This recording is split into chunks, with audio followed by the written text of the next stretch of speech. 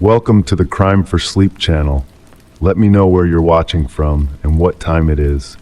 And don't forget to like, comment, and subscribe. Story 1. The autumn light filtered through the half-drawn blinds of the Donovan house, casting long, slender shadows across the exposed subfloor. Dust motes danced in the golden beams, seemingly suspended in time as contractor Michael Reeves stood motionless, his weathered hand still gripping the sledgehammer that had just broken through the drywall. The renovation project on the 1960s suburban home had been straightforward until now. Update the kitchen, modernize the bathrooms, open up the living space. But Michael's careful demolition had revealed something impossible, a door that, according to the original house plans spread across his truck's hood outside, simply shouldn't exist. "Hey, Paul," Michael called out, his voice unusually quiet, as if he feared disturbing something. "You might want to take a look at this." Paul Chen, the project manager, approached slowly, his footsteps creating hollow echoes on the bare floor. The drywall dust still hung in the air as they both stared at the perfectly maintained wooden door with a brass knob that gleamed as though polished that morning. The house had been empty for 8 months since Eleanor Donovan's passing at age 87, and her son James had finally decided to renovate before selling. "This doesn't make any sense," Paul whispered, unfolding the blueprints he carried. "There's no room behind this wall on any version of the plans." The door had no lock, just a simple latch mechanism that turned with surprising ease when Michael finally reached for it. The hinges made no sound, not a creak or whisper, as the door swung inward, revealing a space that, by all architectural logic, couldn't exist. Detective Mara Simmons sat at her desk the following morning, staring at the photographs spread before her. 23 years on the force had not prepared her for what the contractors had discovered behind that impossible door. A perfectly preserved bedroom, untouched by time or dust. A neatly made bed with crisp white linens. A dresser with a hairbrush containing a few strands of dark hair. A small writing desk positioned beneath a window that, from the outside of the house, didn't exist. And centered on the bed, a leather-bound journal, its cover unmarked except for a small silver clasp. "The son swears he never knew about the room," Officer Jenkins said, placing a cup of coffee beside Mara's photographs. "Says his mother never mentioned it, never hinted at it. His father died 15 years ago, and he's equally certain his dad never knew either." Mara nodded absently, her attention fixed on the close-up shot of the journal's first page. Written in precise, flowing handwriting was today's date, not the date it was discovered, but the date Mara had opened the case file. The rest of the journal's pages were blank. "What about fingerprints?" she asked, not looking up. "That's the thing," Jenkins replied, lowering his voice though they were alone in the office. "The room is completely clean. Not just tidy, there are no fingerprints. Not on the doorknob, not on the furniture, not even on the journal. It's as if someone meticulously wiped everything down." "Or no one's been in there," Mara suggested. "That's impossible," someone wrote in that journal. Mara finally looked up. "Have we spoken with the construction crew that built the original house?" "That's our next step. The house was built in 1962 by Callaway Construction. The company's long gone, but we've located the son of the original owner. He's still in town, agreed to meet this afternoon." The home of Gerald Callaway Jr. stood in stark contrast to the Donovan house, a modern mansion on the hillside overlooking the town. At 78, Gerald still carried himself with the rigid posture of the military officer he once was. He welcomed Mara and Jenkins into a sunlit study lined with photographs of construction projects spanning decades. My father was proud of every home he built, Gerald said, settling into a leather armchair. He kept detailed records of each project. He gestured to a row of filing cabinets. When you called about the Donovan house, I pulled the file. He handed Mara a manila folder, thin with age. Inside were the original blueprints, identical to those the current contractors had been working from, with no hidden room indicated. Mr. Calloway, did your father ever mention any unusual requests from the Donovans? Mara asked. Gerald's expression remained neutral, but his fingers tightened almost imperceptibly on the armrest. Eleanor Donovan was an unusual woman, brilliant mathematician. She worked for the government in some capacity, though she never discussed the details. And her husband. Richard was an architect, though he didn't design their home. He traveled frequently. My father mentioned once that he'd rarely seen the man during construction. Mara nodded, making notes. Would your father have agreed to build a room that wasn't on the official plans? Gerald's pause lasted just a beat too long. My father was ethical to a fault, detective. He wouldn't have hidden something structural. He reached for the file, flipping through until he found what he was looking for, a handwritten note. However, there was this. The note, written in faded ink, simply read, "ED special modification approved. No documentation per agreement. Payment received in full." Back at the station, Mara stared at the journal under the bright lights of the evidence room. The forensic team had found nothing useful, no DNA on the hair in the brush, no fingerprints anywhere, no indication of when the room had been sealed up. The only thing they knew for certain was that the drywall covering the door had been installed during the original construction, not added later. What if it's not about when the room was sealed? Mara said to Jenkins as they drove back to the Donovan house the next day. But why? Eleanor Donovan's son James met them at the house, his face drawn with confusion and concern.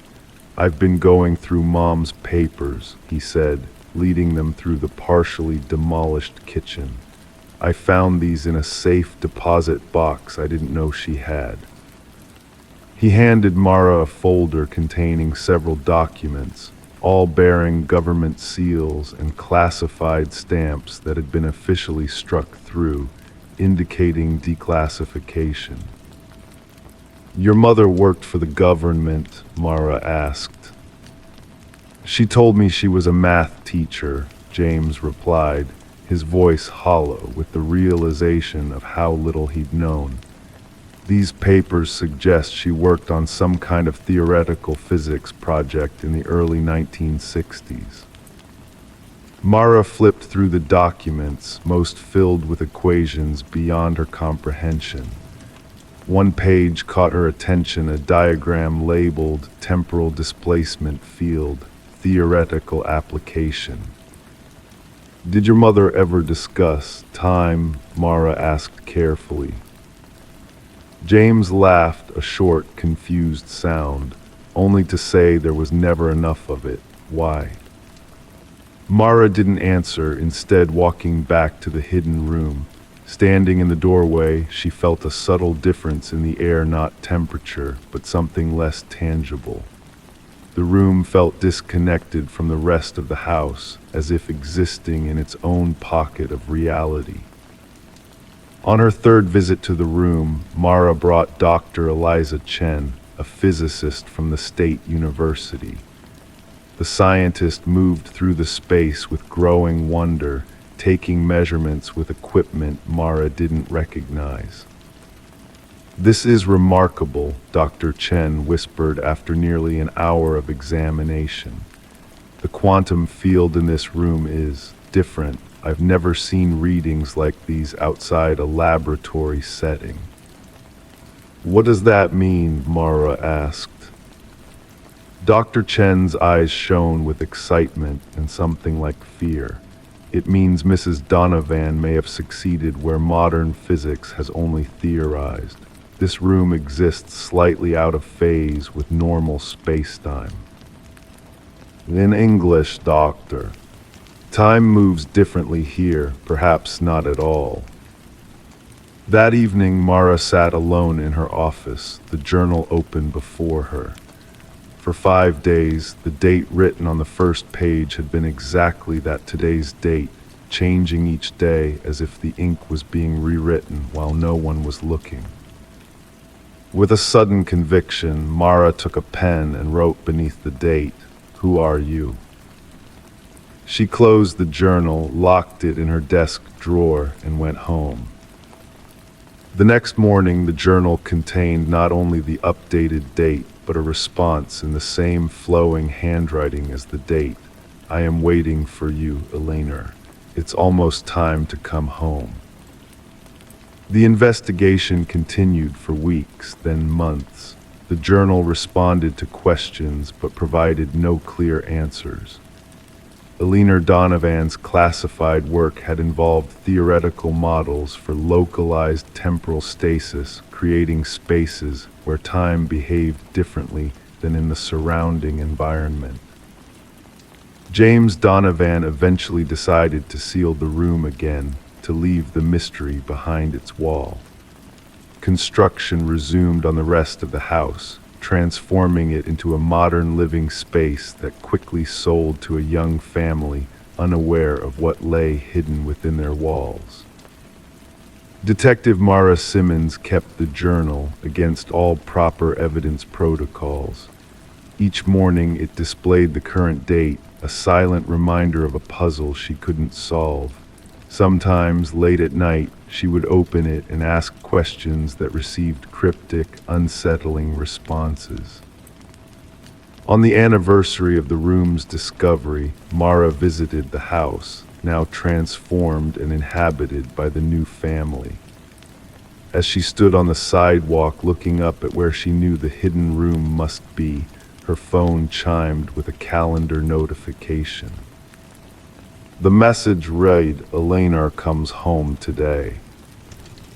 That evening, the new owners would report strange sounds from inside their walls. By the time police arrived, they would find nothing unusual except for an elderly woman's shoe, of a style popular in the early 1960s, sitting perfectly centered in the middle of their living room floor. And in Mara's apartment, the journal would lie open on her desk, all pages now filled with the same sentence repeated over and over. "Time is not a line, but a room we have yet to build." Story 2. The corridors of the Westlake Hotel always held a particular silence after midnight. Not the complete absence of sound, but rather a collection of soft whispers, the gentle hum of air conditioning, the distant ping of an elevator arriving at some faraway floor, the subtle creaking of the century-old building settling into the night. Tonight, those familiar sounds were accompanied by the methodical tap of Sarah Coleman's heels against the marble flooring as she made her final rounds. As the night manager of the prestigious downtown establishment, Sarah had developed a ritual over her 15 years of service. Each night, precisely at 2:17 a.m., when the hotel reached its quietest point, she would review the check-in list one final time, ensuring every guest was accounted for. It was an unnecessary precaution, perhaps, but one that gave her satisfaction, a small thread of control woven through the unpredictable tapestry of hotel management. The soft glow of her computer screen illuminated her face as she scrolled through the day's arrivals, mentally checking off each name against her memory of the faces she had greeted earlier. The Hendersons in 312, the Japanese business delegation occupying the entire fourth floor, Dr. Ramirez, who always requested room 508 for its morning light. Everything aligned perfectly until her finger stopped at an anomaly, a room showing as occupied without a corresponding name. Room 217. A small furrow appeared between Sarah's brows as she tapped her pen against the polished mahogany desk. The hotel's booking system was meticulously maintained. Such errors simply didn't occur. She picked up the house phone, her fingers hesitating briefly before dialing the extension for security. "James, it's Sarah. Could you pull up today's security footage for the 7th floor corridor? I'm showing occupancy in 217, but no registered guest." The security office was located in the basement, a stark contrast to the hotel's opulent lobbies and corridors. James Chen sat surrounded by monitors, the blue-white glow painting his features in an almost ghostly pallor. At Sarah's request, he navigated through the day's recordings, time-stamps flickering in the corner of the screen as images scrolled backward. "Wait," he said, his voice carrying a note of confusion. "There, 4:32 p.m. The footage showed a man of average height entering room 217. He wore a dark overcoat despite the warmth of the September afternoon, and a hat tilted at an angle that obscured his face from the hallway camera. What struck Sarah wasn't his appearance, but rather the ease with which he entered, no fumbling with a key card, no hesitation. The door simply opened for him, as though the room had been expecting his arrival. "Do we have lobby footage of this guest checking in?" Sarah asked, leaning closer to the screen. James shook his head. "That's what's strange. I've been through all the front desk cameras. Nobody matching this description checked in today." A chill that had nothing to do with the building's air conditioning system traced its way along Sarah's spine. In 15 years, she had encountered guests who had snuck in companions, teenagers who had found ways to book rooms with fraudulent IDs, even the occasional celebrity checking in under a pseudonym. But a guest who appeared in the system as a blank space that was unprecedented. "I'm going up there," she decided, her voice firmer than she felt. The elevator ride to the 7th floor seemed to take longer than usual, each floor passing with a soft mechanical sigh. Sarah's reflection in the polished brass interior of the elevator looked wan, uncertain. She straightened her jacket, a small gesture of composure. The 7th floor corridor stretched before her, identical sconces casting pools of warm light at regular intervals, the burgundy carpet runner absorbing the sound of her footsteps. Room 217 was midway down, its polished brass numbers catching the light as she approached. Sarah stood before the door, listening.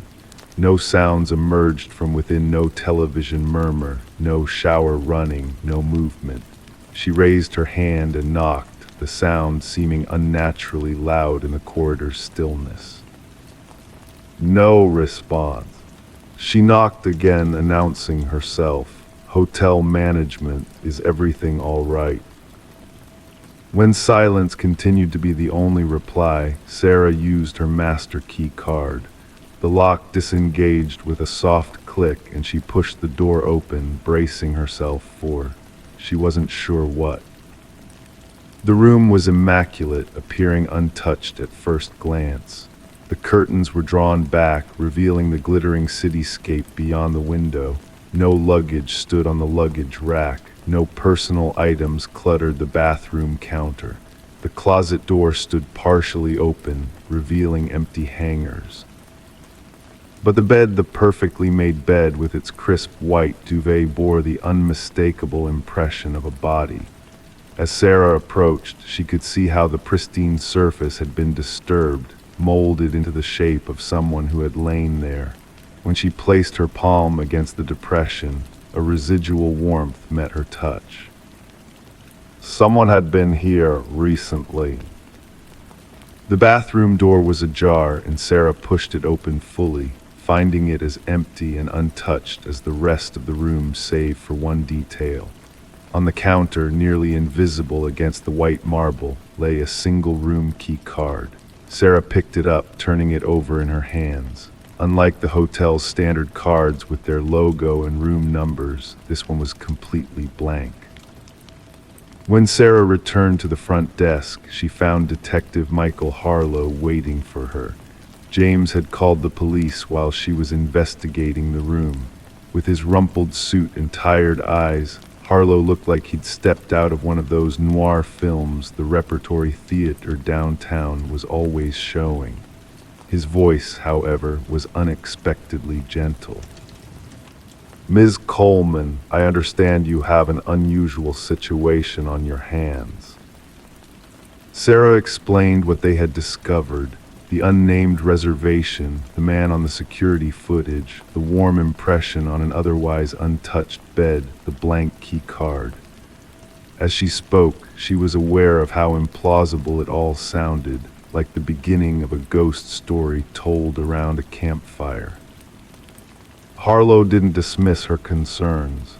Instead, he asked to see the security footage, his expression growing more focused as he watched the mysterious figure enter room 217.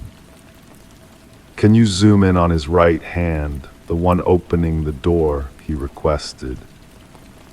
James complied, and the image pixelated slightly before resolving. The man's fingers were wrapped around something that wasn't the typical key card, an object that caught the light oddly, something metallic. "A physical key," Harlow murmured. "Your hotel switched to electronic cards, 15 years ago?" 20, Sarah corrected, a new unease settling over her. Over the next few hours, the investigation unfolded with methodical precision. Fingerprint technicians dusted the room while Harlow interviewed staff members who had been working the front desk during check-in hours. The hotel's booking system was examined by IT specialists who could find no explanation for the anomaly in the records. It was nearly dawn, the eastern sky just beginning to lighten beyond the hotel's windows, when Harlow received a call that changed the direction of the investigation. "The prints from room 217 match a cold case," he informed Sarah, his earlier weariness replaced by a focused energy.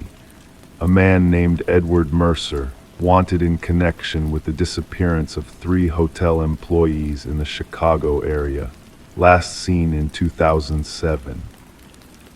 The name stirred something in Sarah's memory, a story she'd heard when she first started working at the Westlake, something about a former employee who had left under unusual circumstances. "The hotel's archives," she said suddenly. "We keep personnel records in the basement." The hotel's archive room smelled of paper and time, a small, windowless space filled with filing cabinets containing records dating back to the building's opening in 1927. Sarah located the employee records from the early 2000s, flipping through folders until she found what she was looking for. "Edward Mercer, night manager, 2001-2007. The photograph clipped to the file showed a man with unremarkable features, the kind of face that would blend into a crowd, be forgotten moments after being seen. His employment had been terminated following concerns about guest privacy violations. The file contained no further details.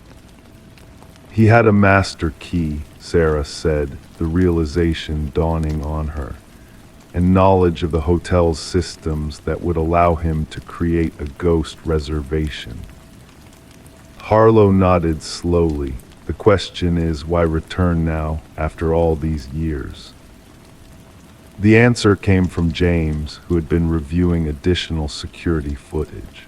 Edward Mercer hadn't only visited room 217.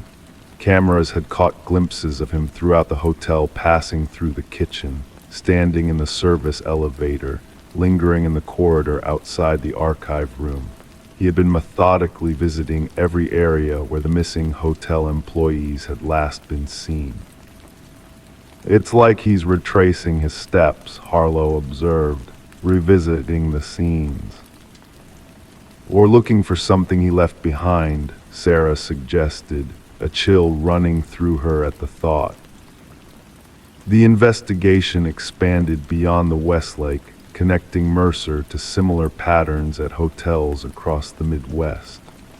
Always the same method: a room occupied but not registered, a man who appeared and disappeared without trace, employees who vanished shortly after these phantom stays. Yet despite the nationwide alert, despite the fingerprints and the security footage and the renewed investigation into the cold cases, Edward Mercer himself remained elusive.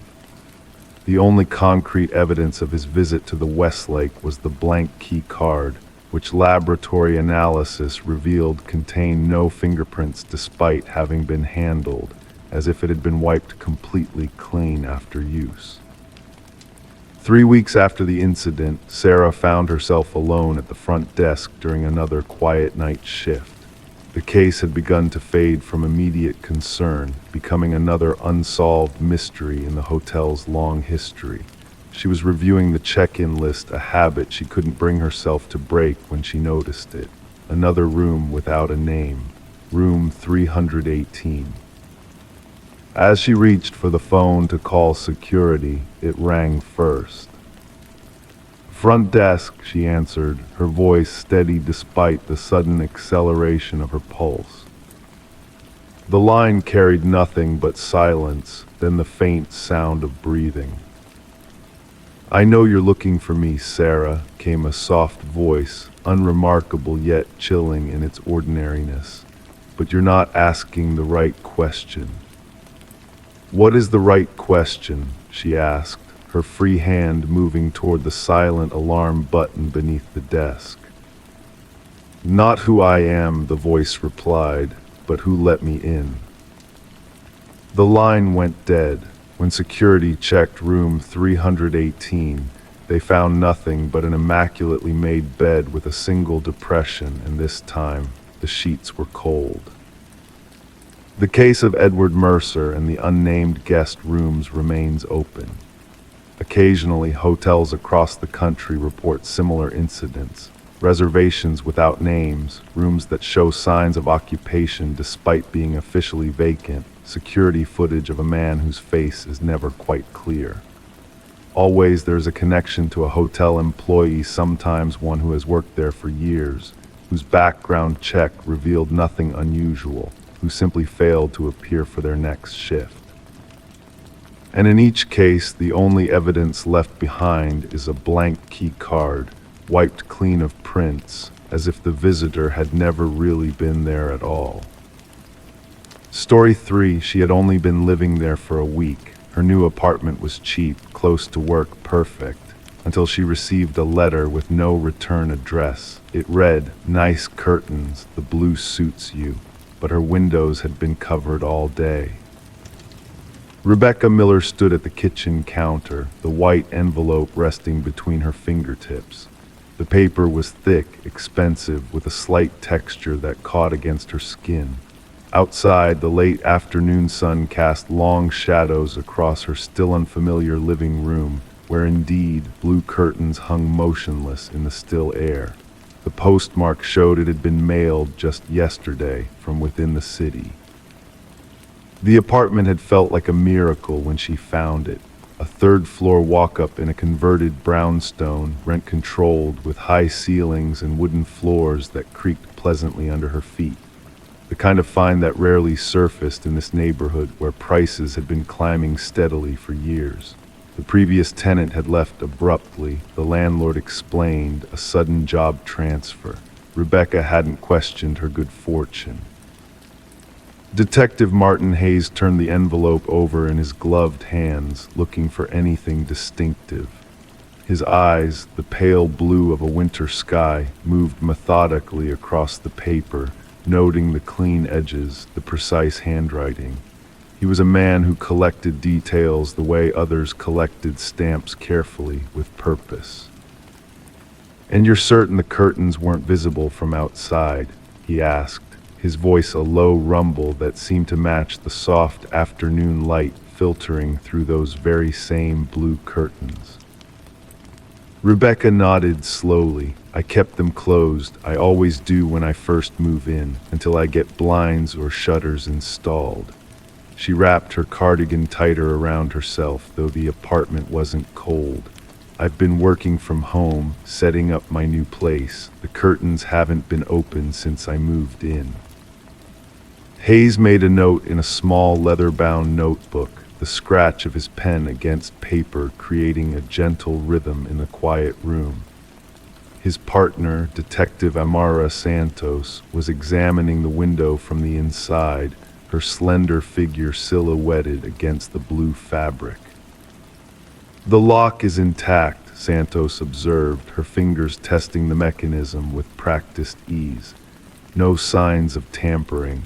Her voice carried a musical quality, the words flowing like water over smooth stones. She turned back to face Rebecca. "Have you noticed anyone paying particular attention to you, during the move perhaps, or when you're coming and going?" Rebecca closed her eyes, trying to recall faces, moments, anything unusual that might have registered subconsciously. The moving company, the landlord, the neighbor across the hall who had introduced himself briefly, the barista at the coffee shop around the corner who had already learned her usual order. All normal, all expected. "No," she said finally, opening her eyes. "Nothing stands out." The detectives continued their work with unhurried thoroughness, measuring the angle from the street to the window, checking for possible vantage points from neighboring buildings, examining the building's security measures. Their movements were deliberate, almost choreographed, two people accustomed to working in concert. "The super mentioned the previous tenant left suddenly," Hayes said, his tone casual as he photographed the envelope. The camera made a soft whirring sound as it captured the image. "Did he tell you anything else about them?" Rebecca shook her head, just that it was a woman, lived alone, some kind of graphic designer, I think. The landlord seemed relieved to have the place rented quickly. Detective Santos ran her finger along the edge of the envelope, her expression thoughtful. No saliva on the seal, pressed closed, not licked, professional. She looked up at Rebecca. "Mind if we take a look at your social media accounts? Sometimes people share more than they realize. A photo of your new place, perhaps." But Rebecca was already shaking her head again. "I'm not on social media, never have been." At the detective's raised eyebrows, she gave a small shrug. "Privacy concerns. Ironic, I guess, considering." Her voice trailed off, gesturing to the letter that had breached that carefully maintained privacy. As evening approached, the detectives prepared to leave, the envelope and letter secured in evidence bags.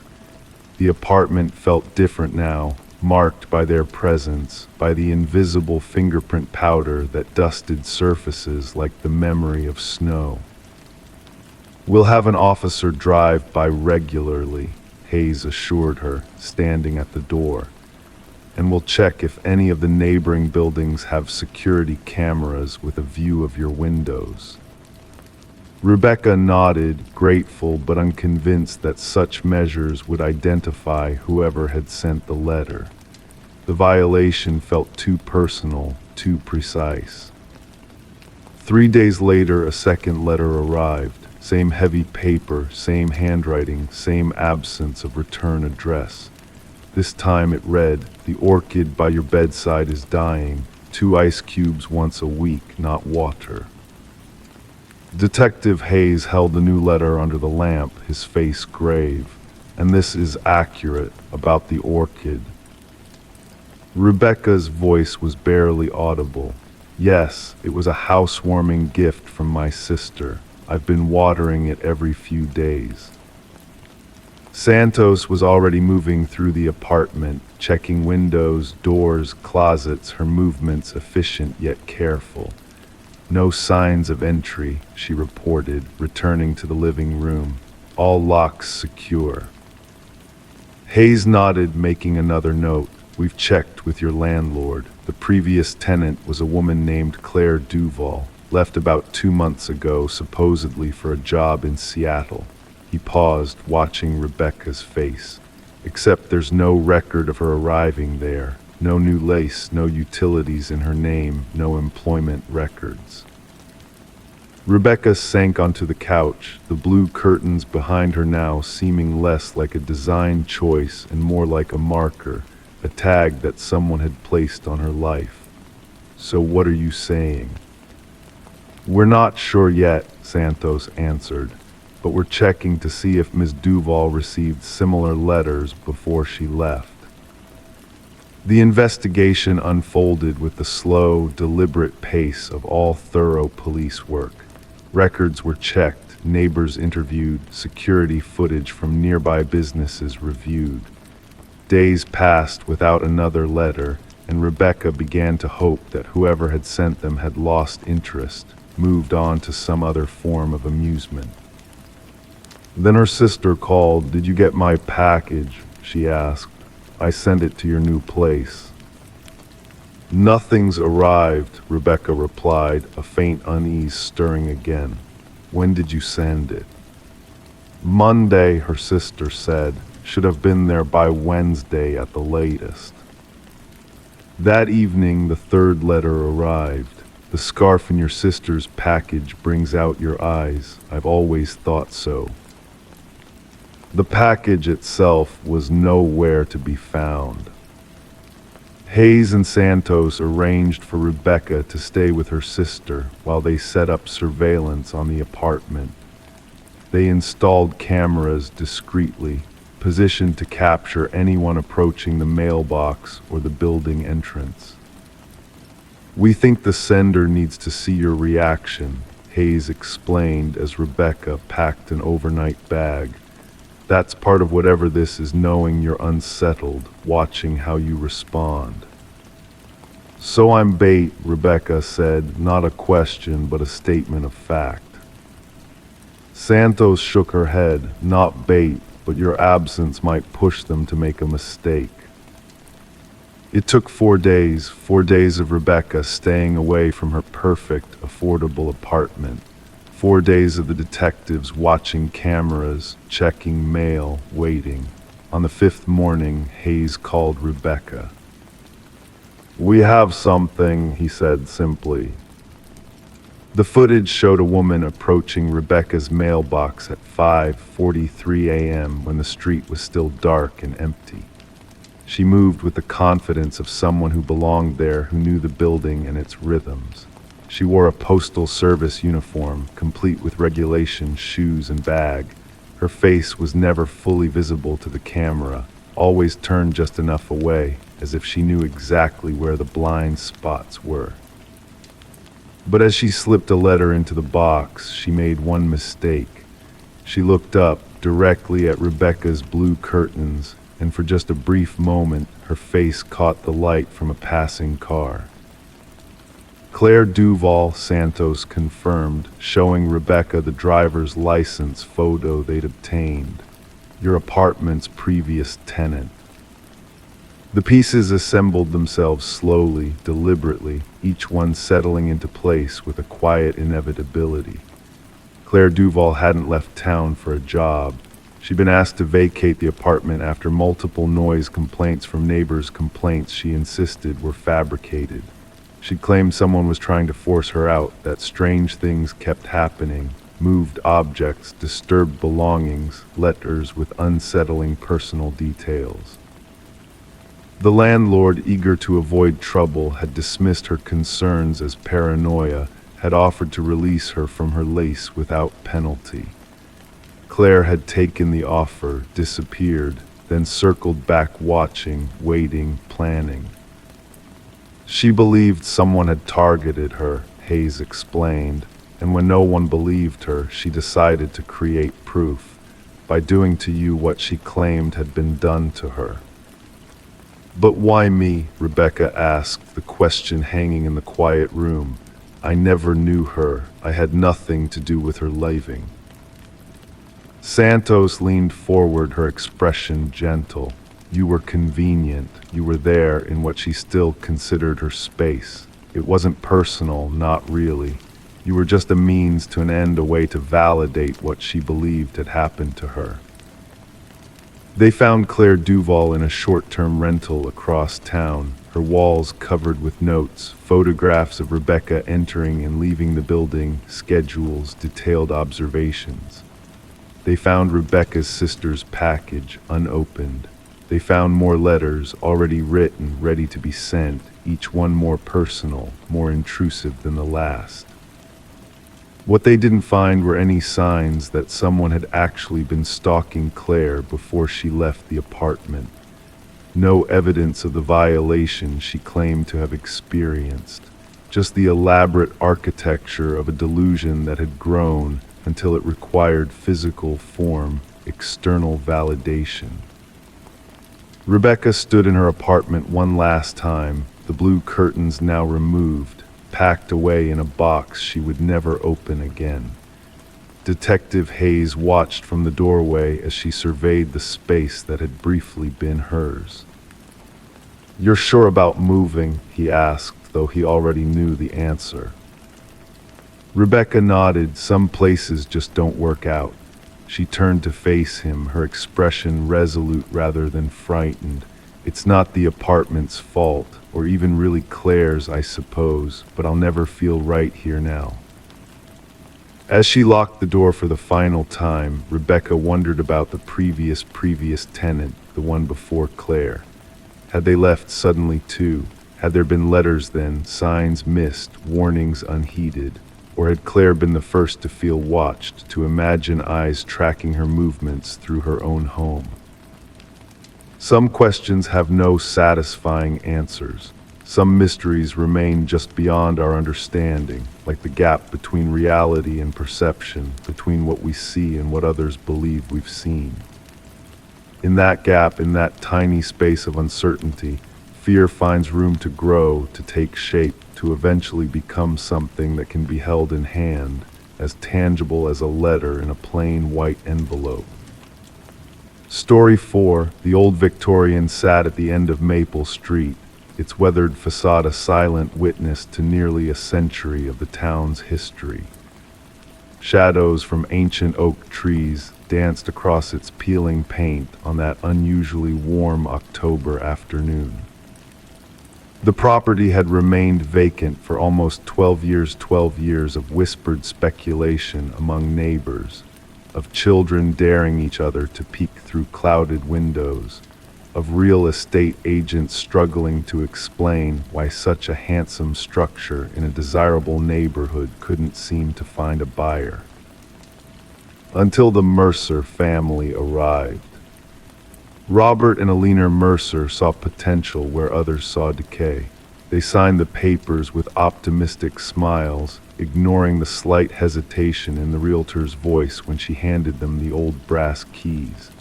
"It just needs some love," Alina had said, running her fingers along the ornate banister of the main staircase during their first walkthrough. "We can bring it back to life." Detective Sarah Lowell would later recall that particular choice of words with a chill. The renovation began on a Tuesday. Workers arrived with coffee in hand, tools rattling in the beds of pickup trucks, ready to transform the sleeping giant of a house. The first floor required cosmetic updates, nothing major. The second floor needed new plumbing, but it was the basement that drew Robert's attention from the beginning.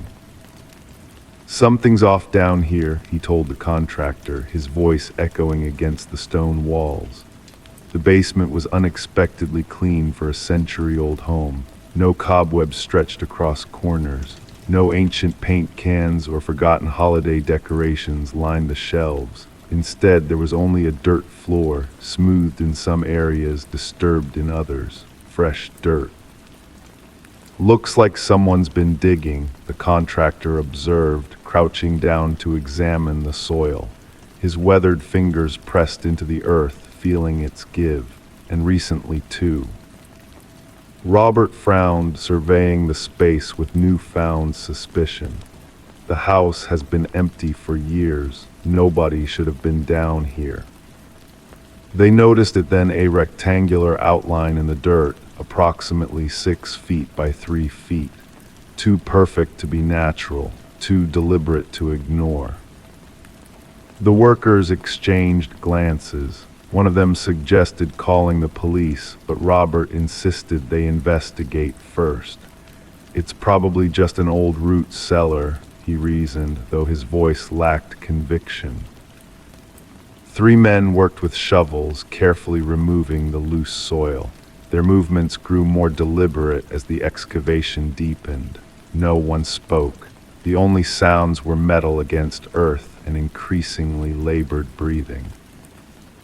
2 feet down, they hit wood. Not rotted planks of a forgotten storage space, but a solid, purposefully constructed trapdoor with a metal handle on one side. The wood looked new, perhaps only months old. "Call the police," Robert whispered, stepping back from the edge of the hole.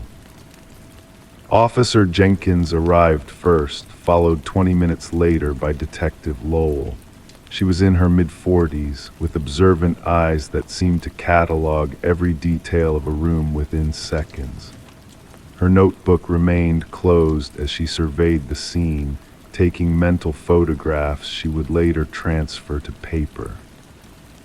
"Has anyone opened it?" she asked, her voice calm and measured. No one had. With gloved hands, Detective Lowell gripped the metal handle and pulled. The hinges moved with surprising ease, making barely a sound, further evidence of recent construction and maintenance. As the door swung upward, cool air rushed from below, carrying a faint, unidentifiable odor. Flashlight in hand, Detective Lowell peered into the darkness. The beam illuminated what appeared to be a tunnel, roughly 4 feet high, its walls reinforced with lumber every few feet. The floor was packed dirt, bearing clear impressions of footprints leading away from the basement. "Get the forensics team," she instructed Officer Jenkins without looking up, "and seal off the property." By evening, the quiet renovation project had transformed into a crime scene. Neighbors gathered beyond the yellow tape, whispering theories as more police vehicles arrived. Inside, technicians photographed every inch of the basement and the mysterious tunnel. Detective Lowell stood apart, piecing together a timeline. The house had last been owned by an elderly woman who had moved to assisted living before passing away 4 years earlier. Her children, living out of state, had placed the property on the market, but it remained unsold until the Mercers' purchase. "So who built the tunnel?" she murmured to herself, "and when?" The forensics team discovered that the tunnel extended nearly 40 yards, running beneath the backyard and continuing under the adjacent woodland area. It eventually opened into a small clearing half a mile from the house, hidden by dense underbrush. "Someone put a lot of work into this," remarked the lead technician, measuring the dimensions of the exit point. "This wasn't built in a day." Over the next week, investigators compiled evidence from the tunnel and surrounding areas. Soil samples, tool marks, and partial fingerprints built a slow but steady picture of recent activity. The construction appeared to have begun approximately 8 months earlier, with regular maintenance continuing until just 2 weeks before the Mercers purchased the property. The most troubling discovery came from deep within the dirt walls of the tunnel. Embedded 6 inches into the eastern wall, forensics found a woman's wristwatch. The battery had stopped at 2:17, though whether AM or PM was impossible to determine. The clasp was broken, suggesting it had been torn from someone's wrist. Records indicated 3 women had gone missing in neighboring counties over the past year. One of them, Melissa Chambers, had last been seen leaving her evening job at a library 10 miles from the Victorian house. Her mother identified the wristwatch immediately. "She never took it off," the woman said through tears. "It was a gift from her father before he died." Detective Lowell spent hours studying the property records, building permits and surveillance footage from nearby businesses. A pattern slowly emerged: a blue pickup truck appearing on various security cameras in the area, always late at night, always driving slowly past the then vacant Victorian. The vehicle was registered to William Garrett, a handyman who had done occasional work for several homeowners in the neighborhood, including at the property directly behind the Victorian. His rental apartment, when searched, yielded no evidence connecting him to the tunnel or to Melissa Chambers. However, his landlord reported that Garrett often disappeared for days at a time, explaining he had projects out of town. Garrett himself seemed to have vanished. His last known sighting was at a gas station 50 miles south, 3 days after the Mercers discovered the tunnel. The case remained active as weeks turned to months. The tunnel was carefully documented, then filled in. The Victorian house sat empty once again, the Mercers having decided they couldn't live there after what had been found. Detective Lowell kept the case file on her desk, reviewing it daily. The tunnel's purpose remained unclear. Was it an escape route, a hiding place, or something more sinister? Without Melissa Chambers or William Garrett, questions outnumbered answers.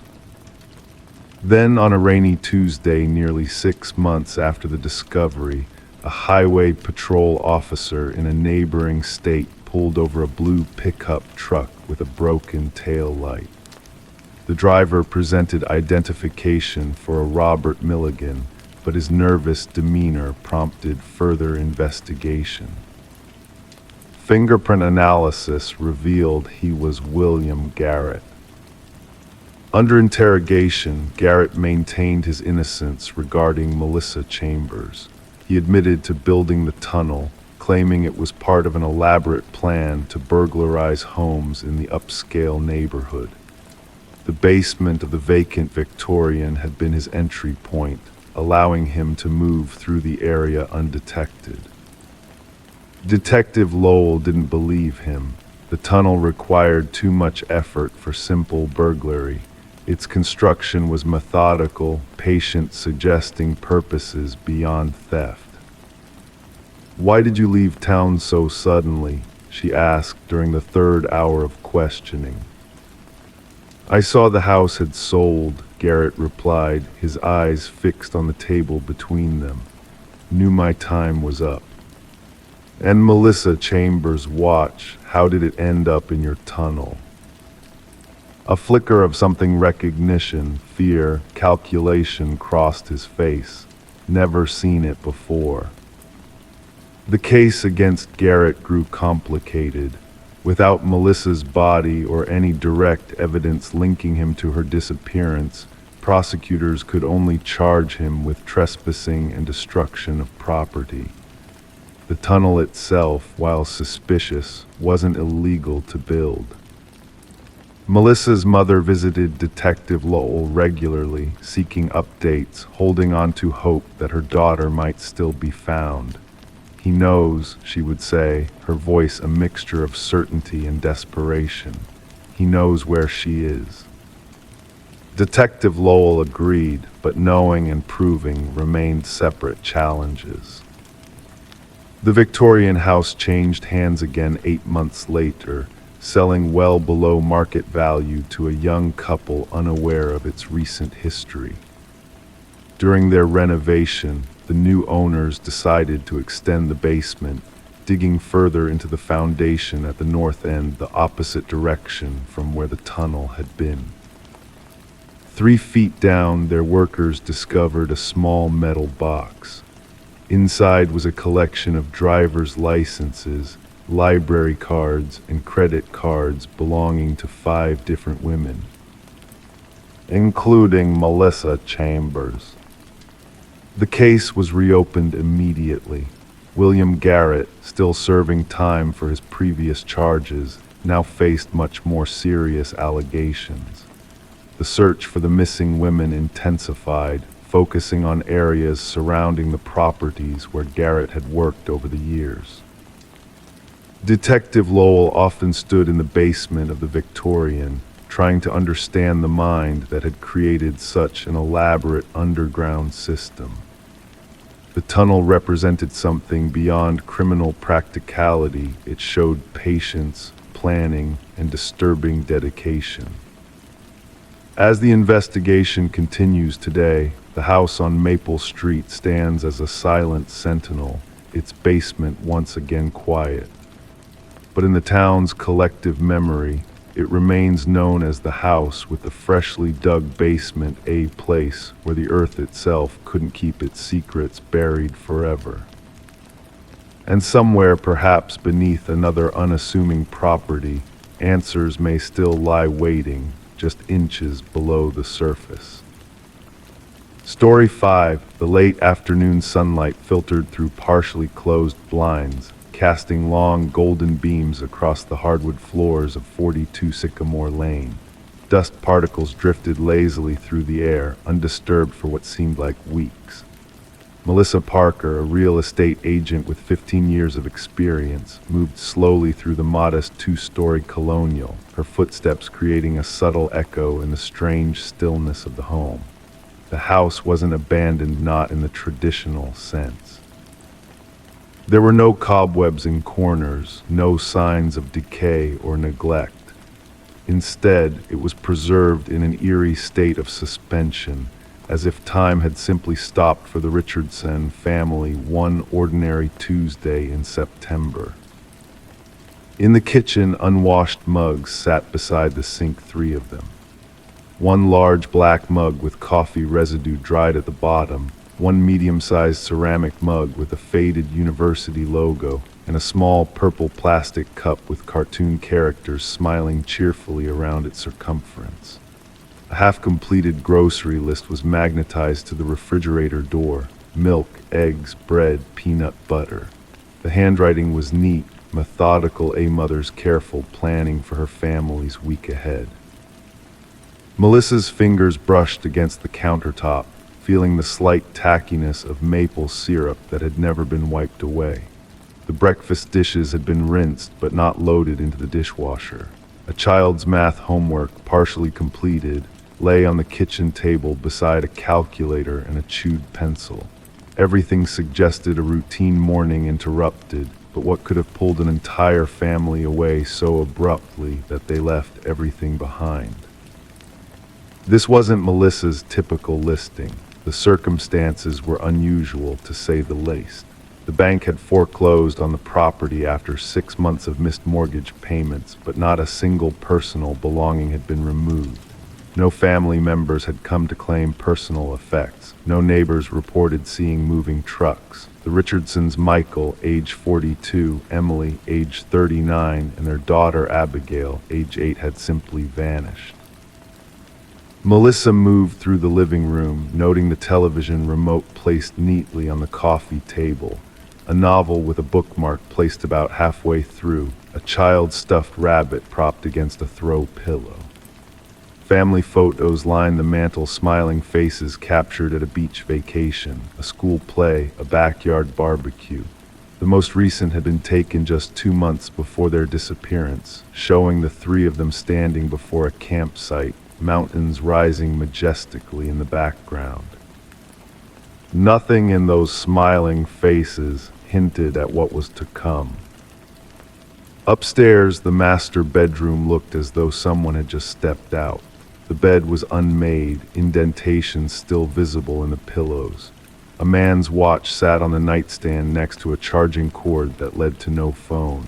In the adjoining bathroom, a toothbrush stood in a holder, a cap missing from a tube of toothpaste. Everyday items left behind by people who surely intended to return to use them again. The child's room was a splash of purple and teal, a meticulously decorated space for a young girl who loved horses, evidenced by the posters and figurines arranged on floating shelves. The bed was made, but haphazardly, as though done by young hands still learning the skill. A school backpack hung on a hook by the door, homework assignments neatly organized in labeled folders inside. It was as Melissa continued her inventory of the home that she noticed something peculiar. In the hallway bathroom, the mirror above the sink had been covered with black paint, thick, deliberate strokes that completely obscured the reflective surface. Curious, she moved to check the mirror in the master bathroom. The two had been covered, the black paint applied with the same meticulous care. In the daughter's bedroom, a small vanity mirror bore the same treatment. Every mirror in the home had been deliberately, systematically blacked out. Detective James Morales sat at his desk, the thin file on the Richardson family open before him. 6 months had passed since they were last seen, and the case had gone cold almost immediately. There were no signs of forced entry at their home, no evidence of violence, no unusual bank withdrawals. Their car had been found in the long-term parking lot at Portland International Airport, but no record existed of them boarding any flights. Their passports remained in a lockbox discovered in their bedroom closet. The detective's fingers tapped a rhythmic pattern on his desk as he reviewed his notes for the 100th time. The case didn't fit any pattern he recognized. If they had chosen to disappear, why leave everything behind? If they had met with foul play, where was the evidence? And most perplexingly, why had every mirror in the house been covered with black paint? The paint had been analyzed, revealing it to be common matte black interior paint available at any hardware store. A half-empty can had been found in the garage, a paintbrush cleaned and dried beside it. The paint had been applied approximately 24 hours before their last known whereabouts, according to forensic analysis.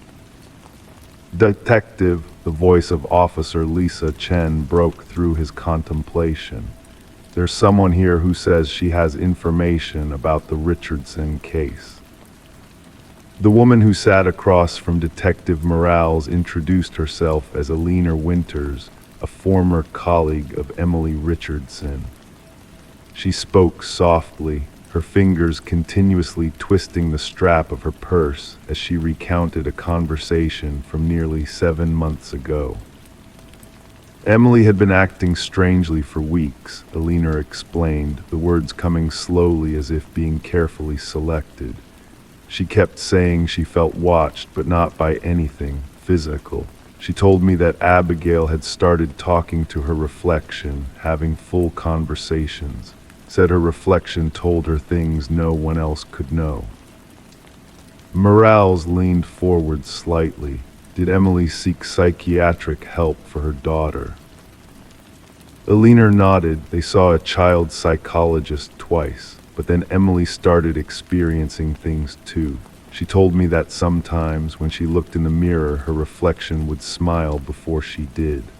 A visible shiver ran through Alina's body. The last time I spoke with her, she said Michael had started keeping the bathroom door locked because he didn't want to see what was looking back at him anymore. In the weeks that followed, Detective Morales interviewed the Richardsons' neighbors, colleagues, and Abigail's teachers. A pattern began to emerge, subtle at first, then increasingly clear. The family had grown progressively isolated in the months before their disappearance. Michael had taken time off work for what he described as family matters. Abigail had been absent from school frequently. Emily had stopped attending her book club and yoga classes. The child psychologist who had seen Abigail confirmed that the girl had described her reflection as someone else who looks like me but isn't me. The psychologist had diagnosed it as a relatively common childhood fantasy that would likely resolve itself with time and gentle correction. 3 months into his renewed investigation, Morales received a call from Canadian Border Patrol. A family matching the Richardsons' description had crossed into British Columbia the day after they were last seen in Portland. They had used different names, the Williams family, with documentation that appeared authentic enough to pass cursory inspection, but would later prove to be expert forgeries. From there, the trail led to a small coastal town where the family had rented a cabin for 2 weeks before disappearing again. Locals remembered them as quiet, keeping to themselves. One shopkeeper recalled something odd. The father had purchased every mirror he could find in the small general store, along with several cans of black paint. The investigation eventually led Detective Morales to a remote area of the Yukon Territory, where a small cabin stood abandoned in a clearing surrounded by dense forest. Inside, the scene was hauntingly familiar, everyday items left behind, meals half prepared, clothes still hanging in closets, and every reflective surface, mirrors, windows, even the glass front of a picture frame covered with thick black paint. But of the Richardson family, there was no trace. To this day, the case of the family that left everything behind remains officially unsolved. Theories abound, from elaborate identity fraud to cult involvement, from mental health crisis to something more sinister. Some say they're still running, always one step ahead of whatever they believe is pursuing them. Others whisper darker possibilities about what might happen when a reflection decides it no longer wishes to merely imitate. In the years since, the house on Sycamore Lane has changed hands several times, each new owner unaware of its history until the renovations begin and the black paint beneath fresh coats of primer reveals itself, a persistent reminder of the family that vanished and the question that lingers unanswered. What did the Richardsons see in their mirrors that terrified them enough to leave everything behind? Story 6. The photograph had been tucked inside a library book, yellowed and worn. The face of a young man, smiling, curious. She searched the missing persons database. His name wasn't listed anywhere, but when she posted the photo online, someone replied, "I've seen him. He lives 2 doors down." Detective Anna Mercer held the photograph in her latex-gloved fingers, feeling the weight of the decades-old paper against her skin. It was a quiet Tuesday evening at the Millfield Public Library, the kind where dust particles hung suspended in the air, catching the amber light from outdated fluorescent fixtures. The book, a 1978 edition of The Great Gatsby, had been pulled during routine inventory. The photograph had slipped from between pages 42 and 43, where Jay Gatsby first reaches toward the green light. "We almost threw it away," the librarian whispered, her voice barely disturbing the cathedral-like silence of the reference section. But there was something about his eyes. Anna understood. The young man in the photo, perhaps 20, with dark hair swept across his forehead and a dimpled smile, had eyes that followed you. They weren't merely captured by the camera, they seemed to observe from within the photograph itself. He wore what appeared to be a university sweatshirt, though the logo was partially obscured.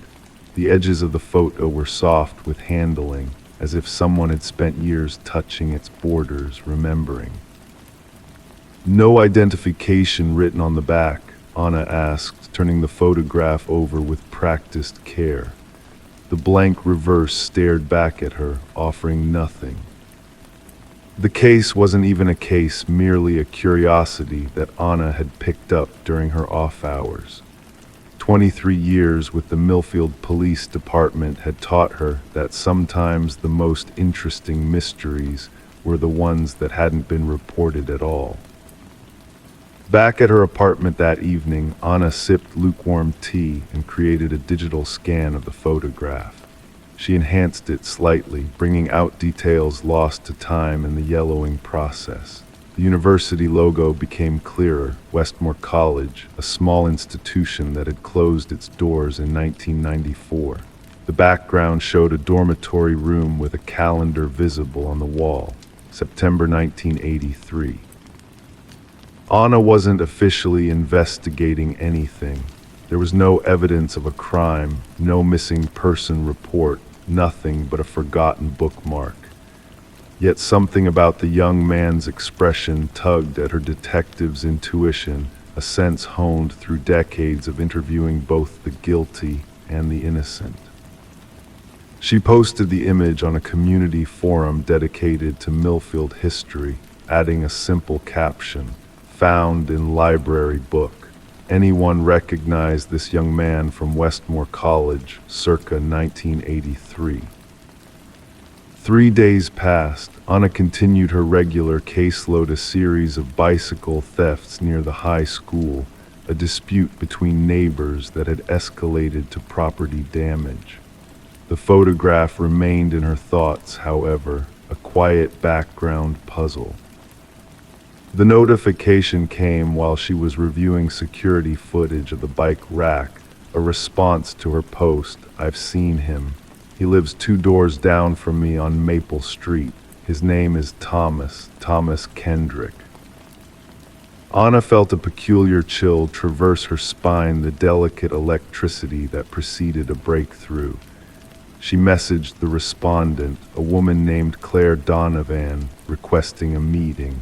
They arranged to meet at a coffee shop the following morning.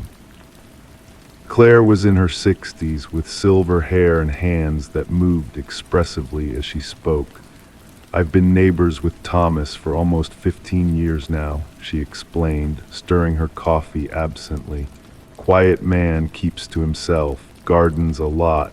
I see him tending his roses almost every day in summer."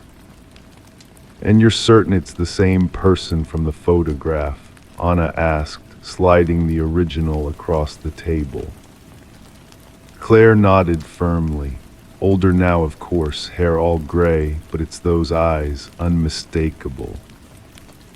"Has he ever mentioned his past, where he went to school, his family?" "That's the curious thing," Claire said, lowering her voice. "Thomas never talks about before. When neighbors ask about family at Christmas or holiday gatherings, he changes the subject. I always assumed he'd lost someone, a wife, perhaps." Anna felt the familiar tug of mystery, the quiet insistence of questions unanswered. "And he's never mentioned Westmore College or the early 80s. Claire shook her head. "In 15 years, I've never heard him mention anything before the 2000s. It's as if his life began then." That afternoon, Anna drove slowly down Maple Street, a residential lane lined with modest homes and mature oak trees.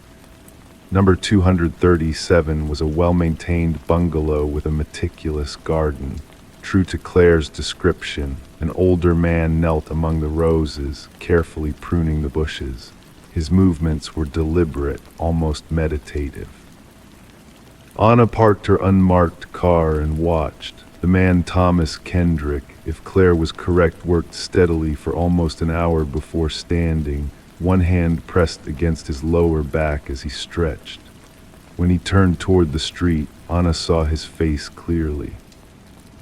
It was him, 40 years older, with lines mapping his face and gray replacing the dark hair, but unmistakably the young man from the photograph.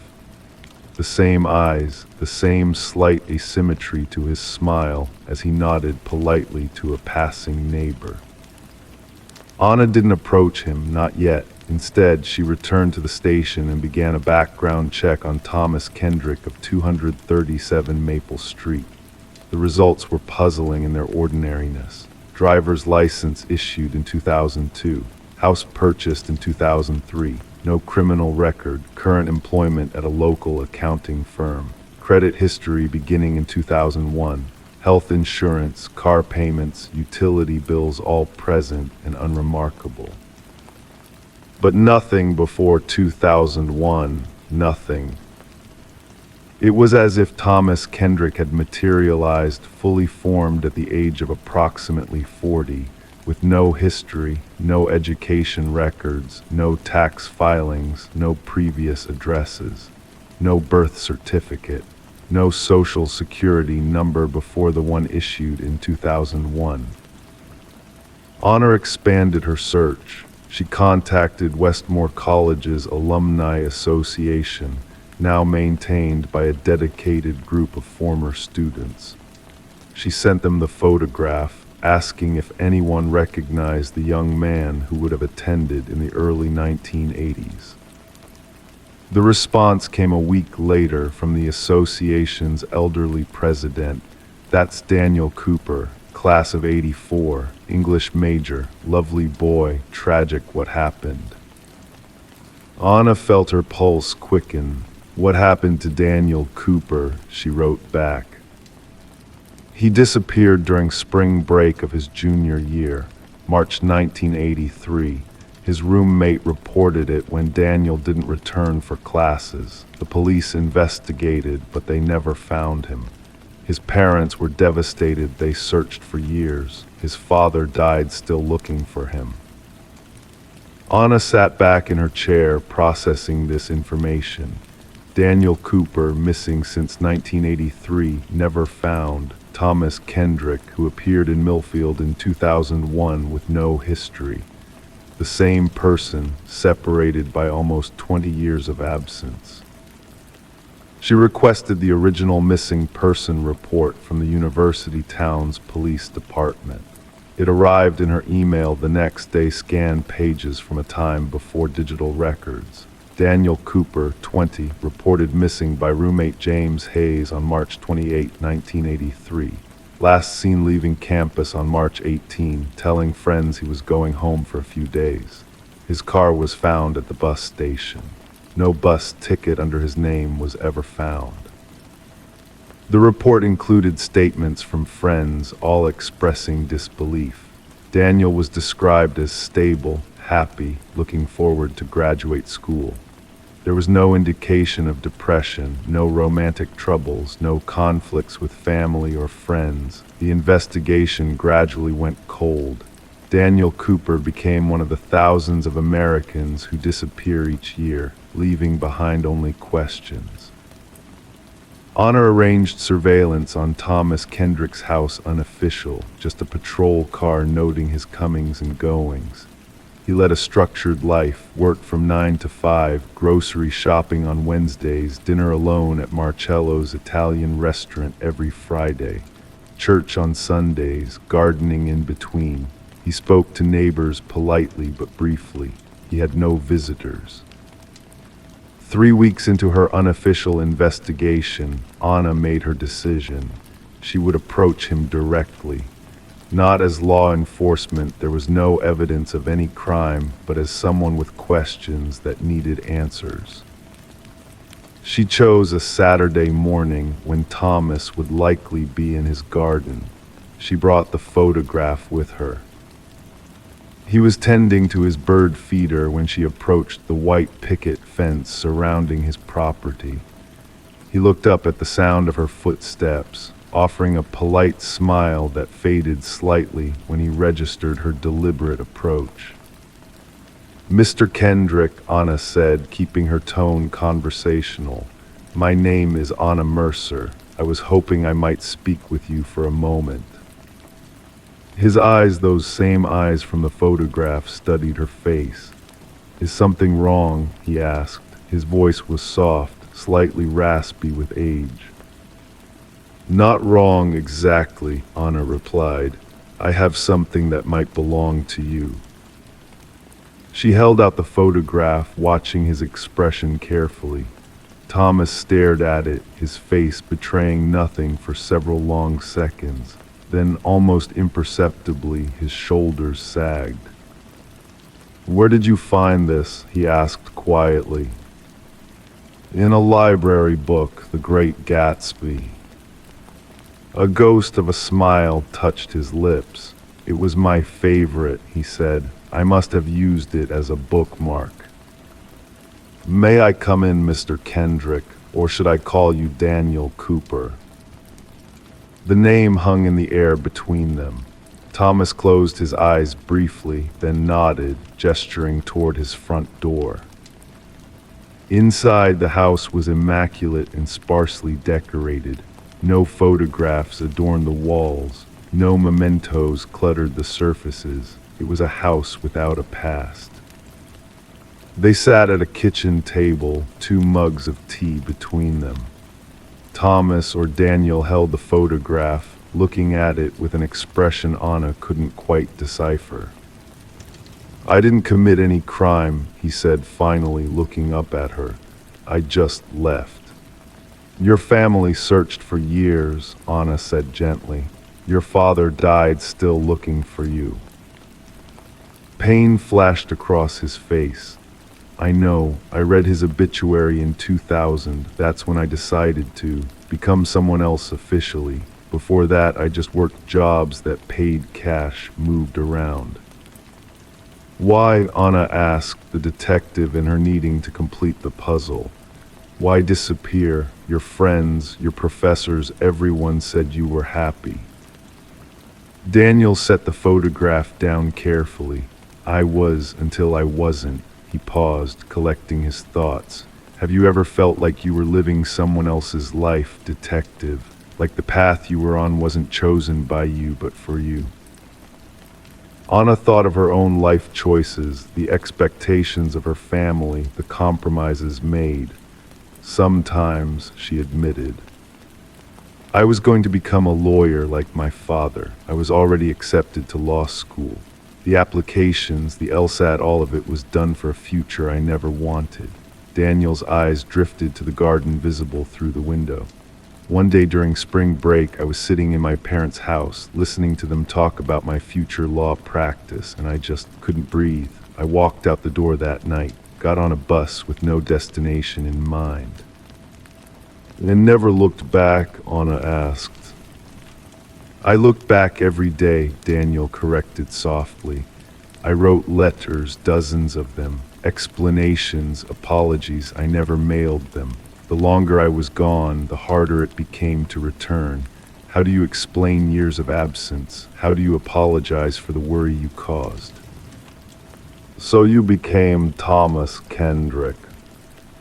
He nodded. "After my father died, I thought it would be kinder somehow to let Daniel Cooper remain missing rather than return as someone unrecognizable to the people who had loved him." Anna studied the man before her. There was no law requiring adults to maintain contact with their families. No crime in changing one's name, starting over as long as it wasn't done to evade legal obligations or commit fraud. "Your mother," she asked. "Passed away in 1996, he replied. "I visited her grave once afterward, left flowers." They sat in silence for several minutes, the weight of decades pressing around them. Finally, Anna spoke again. "What will you do now?" she asked. Daniel looked at the photograph once more. "Continue being Thomas, I suppose, unless you're planning to report this." Anna considered her position, her duty. There was no active investigation. No crime had been committed, just a personal choice with profound consequences. "No," she said finally, "this isn't official police business. I was just curious about a photograph in a book." Relief softened his features. "Thank you." As Anna rose to leave, Daniel called after her. "Detective, may I keep this?" He held up the photograph. Anna nodded. "It's yours, after all." Outside, standing on the sidewalk, Anna looked back at the house. Daniel Thomas stood at the window, the photograph in his hand, watching her go. His other hand raised slightly, a tentative farewell. Some mysteries, Anna reflected as she walked to her car, aren't meant to be solved publicly. Some answers serve no purpose beyond satisfying curiosity. Daniel Cooper had chosen to disappear. Thomas Kendrick had chosen to live quietly. Both choices belonged to the same man. The case of the missing person who was never reported would remain where it belonged in the shadows between official records, a secret shared between a detective and a man who had walked away from his own life. In her report, Anna simply noted, "Library photograph claimed by owner. No further action required." Story 7. The night air hung like a damp cloth over the small town of Millfield. Raindrops slid down window panes in lazy rivulets, casting elongated shadows across Detective Sarah Mercer's desk. The office was quiet at this hour. Most of her colleagues had long since departed, leaving behind only the soft hum of fluorescent lights and the occasional distant ring of a telephone. She sat alone, surrounded by stacks of manila folders, each containing pieces of lives, interrupted evidence of crimes both solved and unsolved. Sarah's fingers traced the edge of a particularly worn folder, one she had revisited countless times over the past 4 years. The case had grown cold, like coffee forgotten on a desk, but something about it continued to gnaw at her consciousness, refusing to be filed away and forgotten. Her eyes drifted to the clock, 11:42 p.m. She should have been home hours ago. As she began gathering her things, the desk phone rang. The sound seemed to expand in the empty space, unnaturally loud and somehow intrusive. Sarah hesitated before answering, her hand hovering over the receiver for 3 full rings before she finally picked it up. "Detective Mercer," she answered, her voice steady despite the lateness of the hour. At first there was nothing, just the soft static of an open line, a sound like distant waves washing against an unseen shore. Then a voice emerged, female, distant, distorted by either poor connection or emotion. "Please help me, I'm trapped." The words hung in the air between them. Sarah reached for her notepad, the scratch of pen against paper filling the silence. "Ma'am, can you tell me where you are?" Sarah asked, professional instincts taking over. "What's your name?" More static, the voice seemed to move further away, as though the speaker had turned from the phone. There were other sounds, now a scraping noise, perhaps metal against concrete, and what might have been footsteps. "He's coming back," the voice whispered, fear evident even through the distortion. "The old Carson place on Willow Road, please." The line went dead. Sarah immediately dialed the number back, but was met with a mechanical voice informing her that the number was no longer in service. She wrote down the caller ID number before grabbing her coat and keys. The Carson place on Willow Road, she knew it well. Everyone in Millfield did. It had been abandoned for years after a fire claimed the lives of the elderly couple who lived there. Local teenagers occasionally used it as a gathering spot, but at this hour, in this weather, it should have been empty. By the time Sarah pulled up to the charred skeleton of the Carson house, 2 patrol officers had already arrived, responding to her call for backup. The rain had intensified, transforming from a gentle mist to a steady downpour that drummed against the roof of her car. Flashlight beams cut through the darkness as the officers began a preliminary search of the property. "Detective," one of them called out, his voice barely audible above the rain. "You might want to see this." Near what had once been the back door, fresh footprints led through the mud, disappearing into the burned-out structure. Sarah followed them carefully, each step deliberate, her hand resting on her service weapon. The interior of the house smelled of wet ash and decay, a musty presence that seemed to cling to her clothing as she moved deeper inside. The flashlight beam revealed graffiti-covered walls, discarded beer cans, and the remnants of what had once been a family home. but nothing to indicate anyone had been here recently. No signs of struggle, no evidence of someone being held against their will. "Call came from here," Officer Reynolds asked, his skepticism evident. Sarah checked her notes again. The number traces back to this address, or it did years ago. The following morning, Sarah sat across from the telecommunications specialist at the station, a cup of untouched coffee cooling between her hands. The numbers on the screen seemed to mock her. "This line was disconnected 4 years ago after the fire," the specialist explained, adjusting his glasses. "The number was never reassigned. Technically, it shouldn't be capable of making or receiving calls." "But it did," Sarah insisted.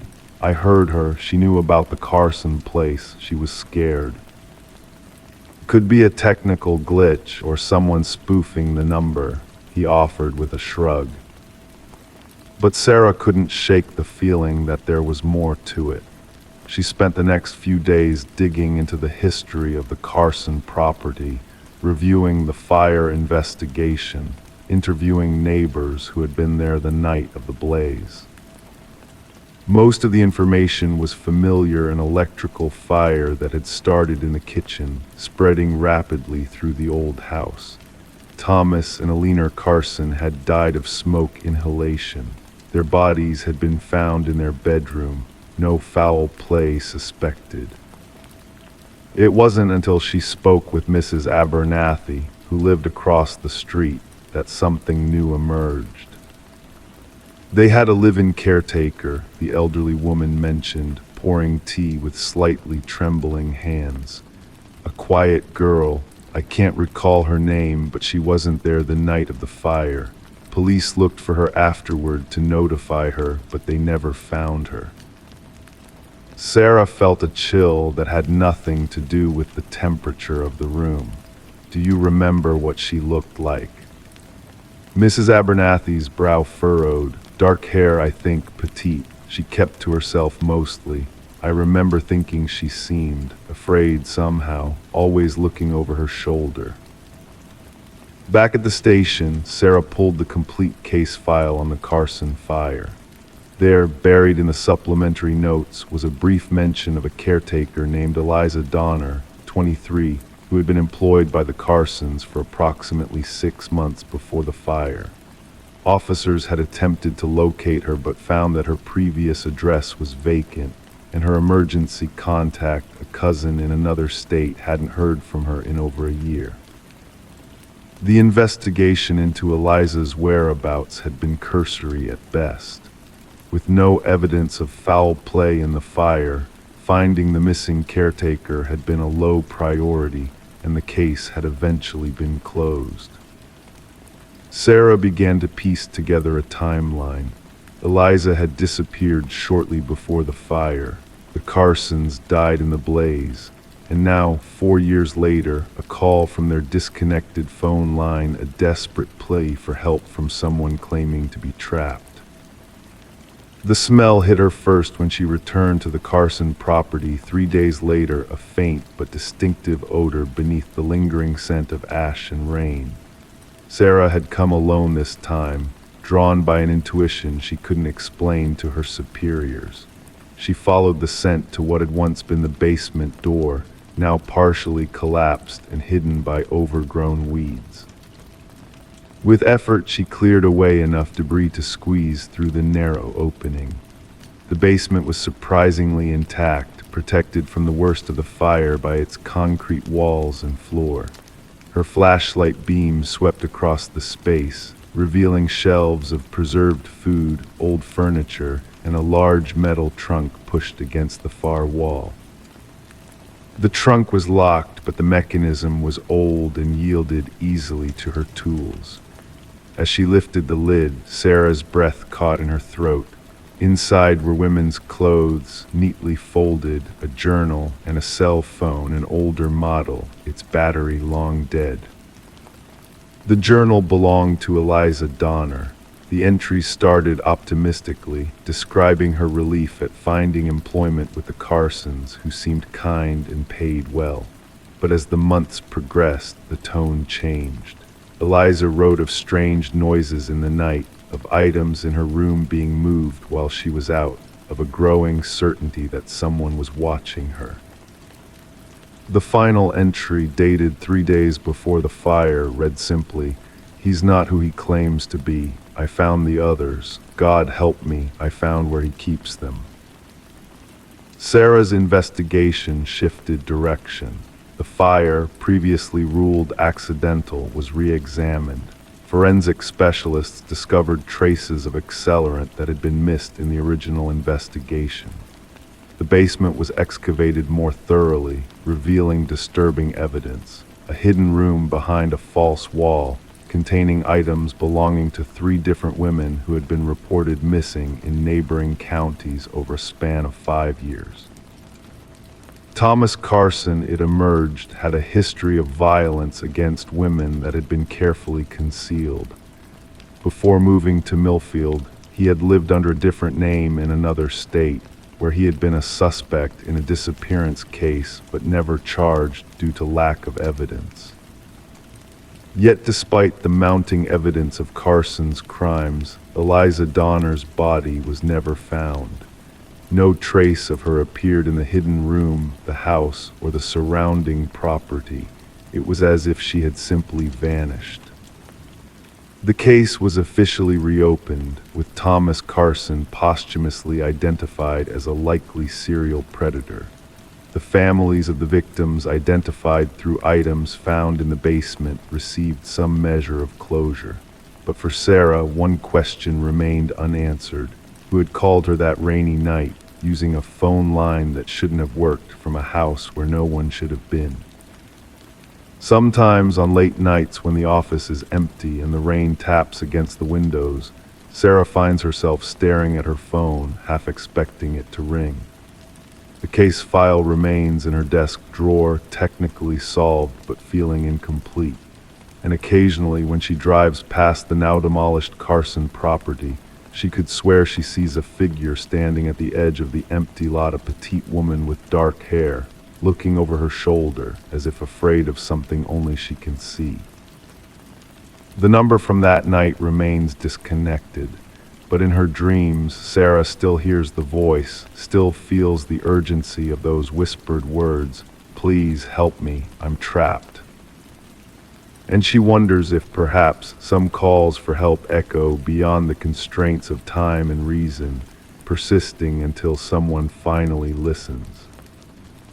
Story 8, rain tapped quietly against the caf windows, creating a gentle rhythm that matched the steady drip of coffee from the shop's brass machines. It was the kind of autumn afternoon that made one feel pleasantly isolated, cocooned in the amber lighting of the small downtown establishment where patrons sought refuge from the persistent drizzle. Detective Anna Mercer would later remember this weather detail not because it mattered to the case, but because of how it contrasted with the cold clarity that had settled in her mind as she reviewed the witness statements for the 3rd time.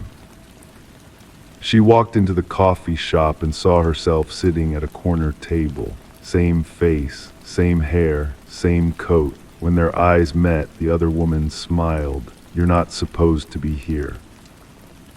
These words, written in the victim's journal just hours before her death, haunted the investigation from its beginning. Rebecca Thorne, 34, successful graphic designer, had documented an encounter that defied explanation, an encounter that now lay at the heart of what the local press had begun calling the doppelganger case. The caf, Mercer noted, was still operating as if nothing had happened. The same baristas served the same drinks, customers occupied the same tables, and yet something fundamental had changed. In the corner where Rebecca had reportedly seen her double sat a young couple now, oblivious to the invisible weight of the space they occupied. The staff confirmed she was a regular, Officer Davis murmured, his voice barely rising above the ambient noise of coffee grinding and subdued conversations. Came in most Thursdays around 4. Always ordered the same thing, an Americana with an extra shot. Always sat in that corner. Mercer nodded, her gaze drifting to the large windows that faced the street. From that particular corner table, Rebecca would have had a clear view of everyone entering the cafe. She would have seen herself walk in, or someone who looked remarkably like her. And no security footage, Mercer stated rather than asked. They'd already been through this. The cafe's vintage aesthetic extended to its security measures, which were practically non-existent. Nothing useful, Davis confirmed, just a partial angle of the counter. Rebecca enters at 4:12 p.m., orders her usual, and disappears off-frame, presumably to her corner table. The medical examiner had placed Rebecca's time of death between 8 and 10 that evening, 4 to 6 hours after the coffee shop encounter. She had been found in her apartment by a neighbor who'd heard what they described as a thud, like something heavy falling. Rebecca had fallen or been pushed down the short flight of stairs that connected her split-level apartment. A simple accident, it might have seemed, if not for the meticulous journal entry and the other curious details. Her sister confirmed she didn't have a twin, Davis continued, flipping through his notes with deliberate slowness. No siblings at all, and the DNA samples from her apartment only showed Rebecca's profile. No unknown contributors. Mercer's fingers traced the edge of the photograph on the table. Rebecca Thorne smiling at a gallery opening 6 months earlier. Dark hair cut in a sharp bob, intelligent eyes, a confident smile. Nothing about her suggested paranoia or mental health issues, according to friends and family. She was described as grounded, practical, successful in her field. 3 days after beginning their investigation, Mercer discovered the first truly unusual piece of evidence. Rebecca's phone contained dozens of photos taken over the past month, all seemingly casual street scenes, coffee shops, grocery store aisles. But in each one, partially obscured but unmistakable once you knew to look for her, was a woman with the same distinctive haircut as Rebecca, often wearing similar clothing. She was documenting sightings, Mercer explained to her lieutenant. She thought she was being followed or imitated. The search of Rebecca's laptop revealed more. A folder labeled simply her contained research into doppelgangers, identical strangers, even twins separated at birth. Another folder held several digitally enhanced images from her phone photos, attempting to get clearer views of the woman who resembled her. "We need to find this woman," the lieutenant said, studying one of the clearer images, "if she exists." That particular phrasing lingered uncomfortably in the air of the briefing room. A breakthrough came from an unexpected source. A facial recognition search through driver's license databases identified a possible match, Eliza Kine, living just 3 miles from Rebecca's apartment. The resemblance was striking, though not perfect.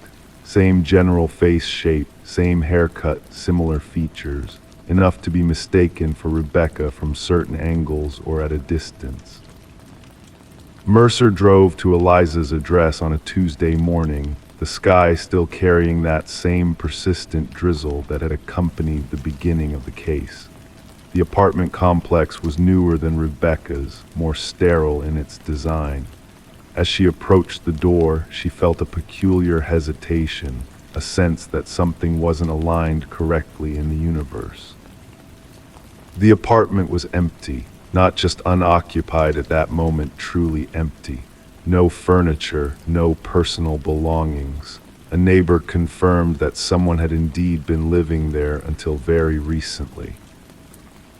"Moved out in a hurry last week," the elderly man said, peering curiously past Mercer into the vacant apartment. Middle of the night, didn't say goodbye or nothing. The property manager provided a rental application with minimal information. Eliza Kine had listed a previous address in Chicago and an employer that, when contacted, had no record of her.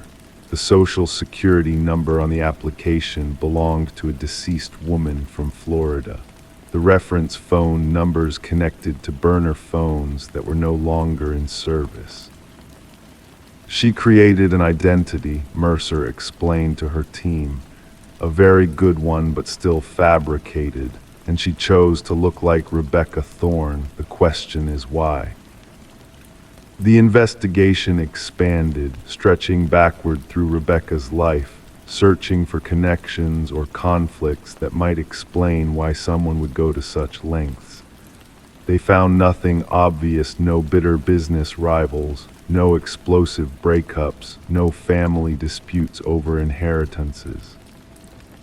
What they did find, buried in emails from 6 years earlier, was a brief exchange between Rebecca and a photography workshop coordinator about a group exhibition. In one photo of the exhibition opening, barely visible in the background, was a woman with her back turned to the camera. Even from behind, there was something in her posture, the cut of her hair, that felt familiar. 6 years, Mercer breathed, staring at the grainy image. She could have been watching Rebecca for 6 years. The investigation hit another wall until Rebecca's sister, while clearing out the apartment, discovered a hidden compartment in an antique desk. Inside was a small collection of items, a hotel key card, a matchbook from a bar called the Blind Tiger, and a photograph of a woman who looked remarkably like Rebecca, but wasn't her. The photo was dated 1997. "That's not Rebecca," her sister confirmed, voice trembling slightly.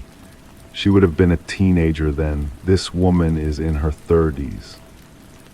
The matchbook led them to a long-closed establishment in Chicago, the same city Eliza Kine had claimed to be from. The former owner, now elderly, studied the photograph with rheumy eyes.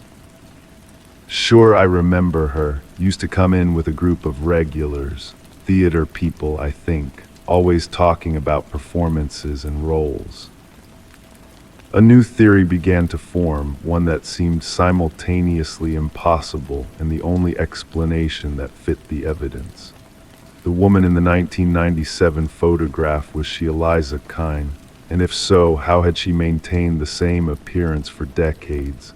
More importantly, why had she chosen to duplicate Rebecca's look, to follow her, to finally confront her?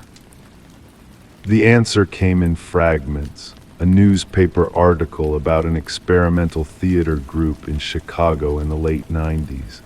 A technique they called life performance, where actors would study and embody real people for months at a time. A member of that group who had taken the concept to disturbing extremes and been asked to leave. "She doesn't just imitate people," Mercer explained, laying out the connections.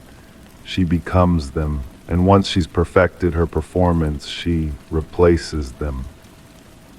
The investigation expanded to other cities, other cases.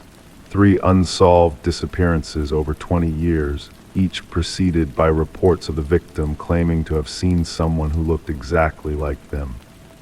In each case, someone using the victim's identity had continued living their life for months afterward before vanishing, leaving confused friends and colleagues behind. But Eliza Kine, if that was even one of her names, had made a mistake with Rebecca.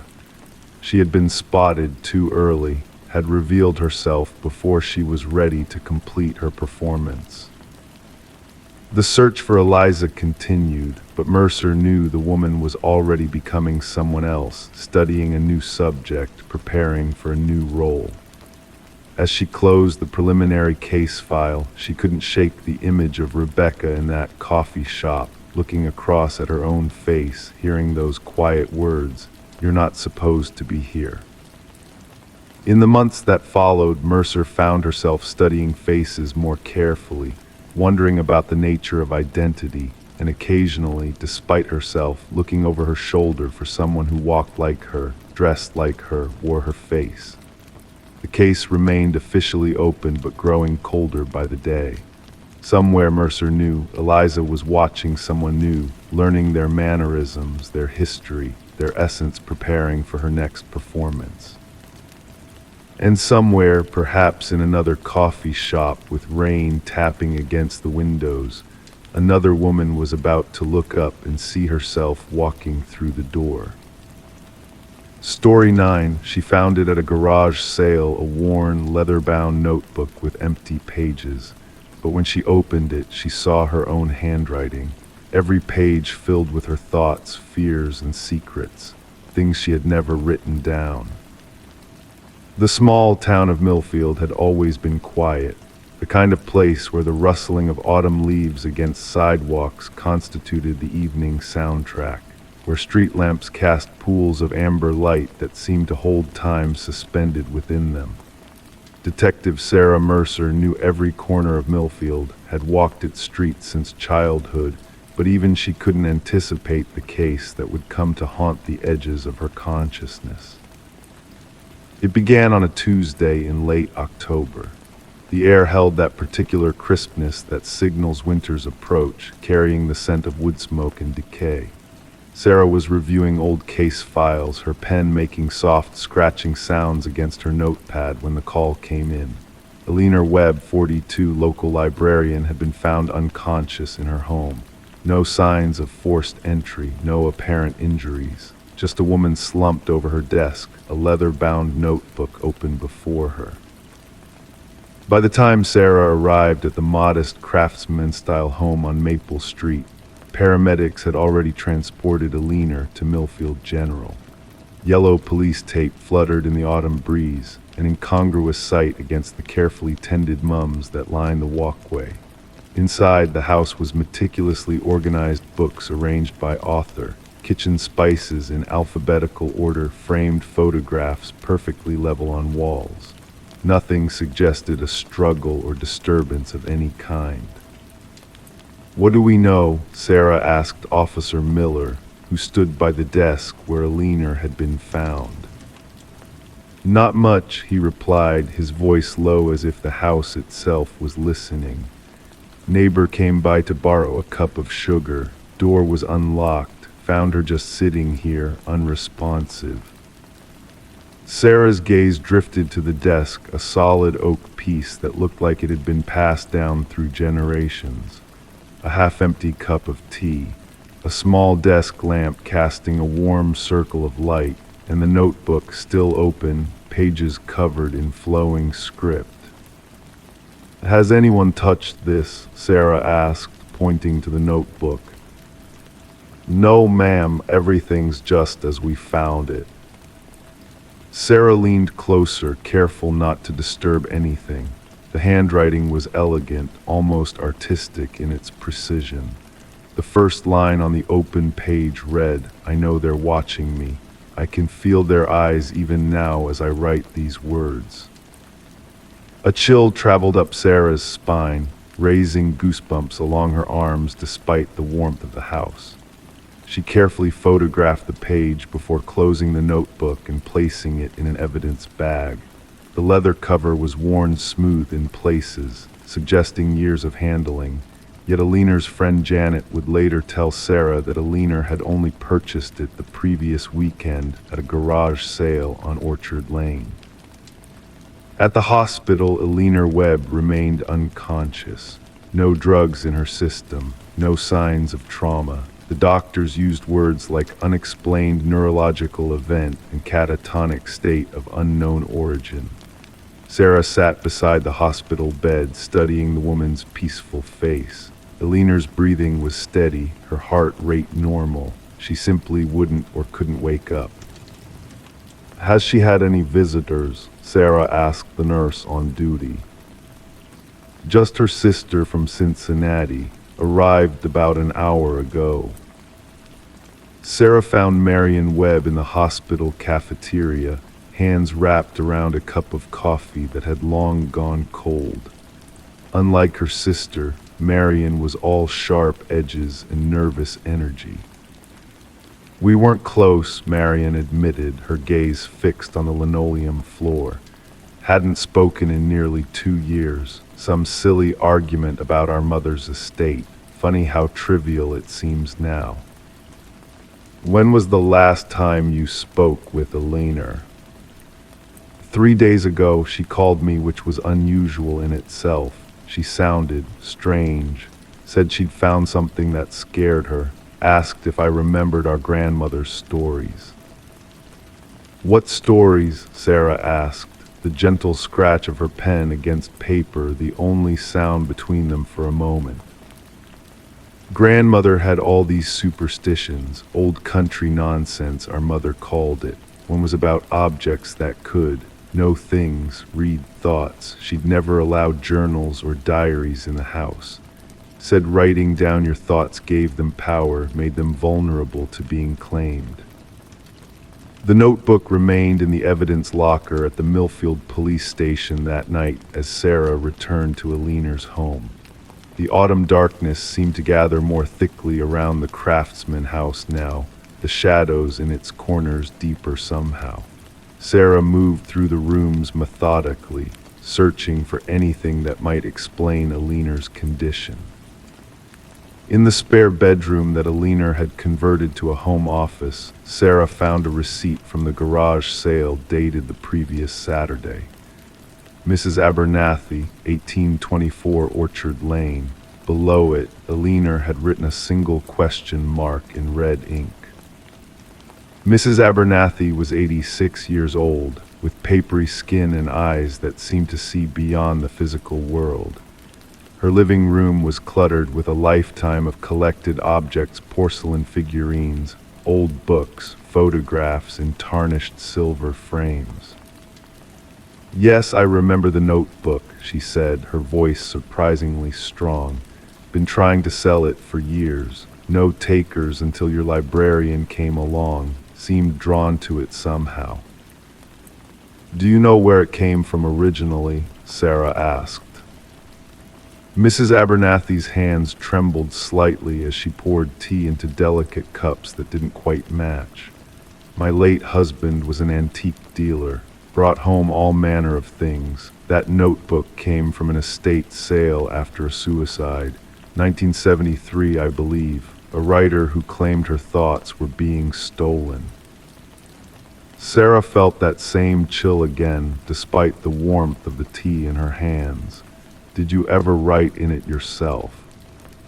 "Heavens, no," Mrs. Abernathy said, her eyes widening. "Some things are best left untouched, detective. Some objects, they absorb the energy around them, become vessels for things we don't understand."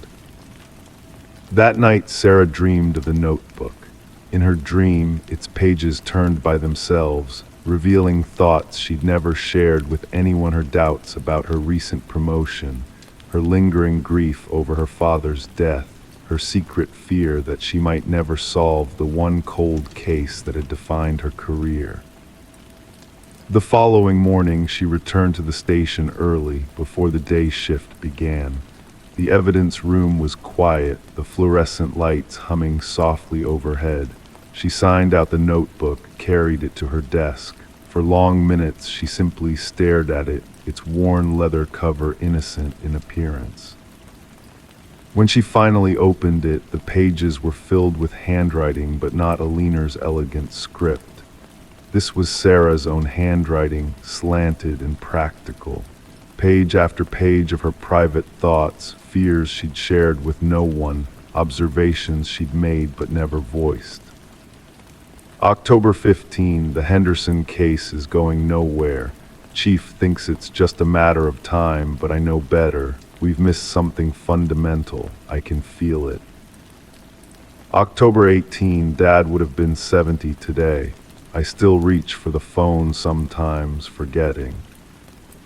Sarah's hand trembled as she turned the pages. There in her own handwriting were entries dated into the future, tomorrow, next week, next month. November 2, I've been avoiding the notebook, but it calls to me. The answers are here if I'm willing to see them. Behind her, the door to the station opened, the day shift arriving. With unsteady hands, Sarah closed the notebook, slid it back into its evidence bag. At the hospital, there was no change in Aliner's condition. The doctors were considering transferring her to a facility better equipped for long-term care. Sarah stood at the window of Aliner's room, watching the autumn rain trace patterns on the glass. "What did you see in those pages?" she whispered to the unconscious woman. "What thoughts did it take from you?" Sarah spent the next 3 days researching the notebook's history. The writer who had committed suicide in 1973, Evelyn Moore, age 42, found with a leather-bound notebook clutched in her hands. Before her, a professor of linguistics who had suffered an unexplained neurological event in 1952, leaving him in a catatonic state until his death years later. A leather-bound notebook had been among his personal effects. The pattern stretched back further: a lawyer in 1934, a schoolteacher in 1917, all connected by the same leather-bound notebook, all either dead by suicide or lost in a catatonic state from which they never returned. On the 7th day after finding Aliner, Sarah sat alone in her apartment, the evidence bag containing the notebook on her coffee table. Outside, wind rattled the bare branches of the maple tree against her window. The decision she faced seemed to hang in the air around her, as tangible as the scent of the coffee growing cold beside her. If the notebook could indeed capture thoughts, predict futures, perhaps it could also provide answers. Perhaps it could tell her why Aliner Webb still lay unresponsive in a hospital bed. Perhaps it could finally help her solve the Henderson case that had haunted her for years. Sarah opened the evidence bag, removed the notebook. Its weight in her hands felt significant, as if it contained more than just paper and ink. When she opened it, the pages were blank again, waiting. She took a deep breath, picked up a pen, and began to write. 3 days later, Officer Miller found Detective Sarah Mercer slumped over her desk at the station, unresponsive, a leather-bound notebook open before her. The page displayed a single line in her neat, practical handwriting. "Some thoughts once known can never be unknown again." The notebook was logged into evidence once more. 2 weeks later, it disappeared. Some said it had been misplaced during a transfer. Others suggested someone had deliberately removed it. A few whispered that perhaps the notebook itself had simply moved on, seeking new thoughts, new minds to explore. In adjoining rooms at Millfield General, Aliner Webb and Sarah Mercer continued to breathe, to exist, their minds forever elsewhere. Their bodies aged, their monitors beeped steadily, while the leather-bound notebook traveled from one garage sale to another, waiting for the next curious hand to open its seemingly empty pages. And somewhere in a place beyond physical reach, 2 women's thoughts continued to fill page after page, secrets and fears and hopes transcribed by an unseen hand, a record of minds that had looked too deeply into the unknown and found that the unknown was looking back. Story 10. The worn wooden plank gave a slight creak under Sarah's weight, a subtle shift that stirred her curiosity. Stooping down, she traced her fingertips along the edges, sensing the hidden void beneath the seemingly solid floor. With gentle precision, she lifted the boards, exposing a dark, narrow space that lay concealed beneath her new home. In the dim light, she discerned dusty corners and tangled cobwebs, but gradually her eyes adjusted, revealing more: a mattress, a solitary chair, and nestled in the shadows, a weathered notebook adorned with pages upon pages of a single name, her own name scribbled repetitively. Detective Morgan Reed observed from behind as Sarah peered into the abyss beneath the floor, a flicker of fear dancing in her gaze. It wasn't merely the discovery of a hidden chamber that unsettled Sarah. It was the invasion of her sanctuary, the breach of safety in her newfound haven. "Please refrain from disturbing anything further," Detective Reed's voice resonated, a blend of calm authority cutting through the tension. Clicking on her flashlight, she cast light upon the concealed space, unveiling walls plastered with surveillance photographs captured moments of Sarah's daily life, her routines, her interactions. A shrine of obsession concealed right beneath her very feet. Sarah had acquired the quaint cottage from the late Walter Green's estate, an elderly recluse who had passed away with no kin to claim his legacy. The property had stood deserted for months before Sarah's purchase, described in listings as quaint and ripe for minor refurbishments. No mention was made of the hidden secrets lurking within. "I never crossed paths with him, the former owner," Sarah murmured. "The neighbors mentioned his reclusive nature. I was told that basement had been sealed off long ago. The inspection report assured me of that." As the crime scene investigators arrived, their tools clattering against the wooden floorboards, they meticulously documented every detail, extracting the mattress, chair, and the haunting notebook from the clandestine chamber. Forensic analysis later unveiled a plethora of fingerprints, all belonging to Walter Green, scattered throughout the hidden space. What unsettled the investigators most was the timeline they unraveled. Through utility records and dated photographs found in the chamber, it became evident that Walter had been shadowing Sarah for a span of at least 3 years before his demise.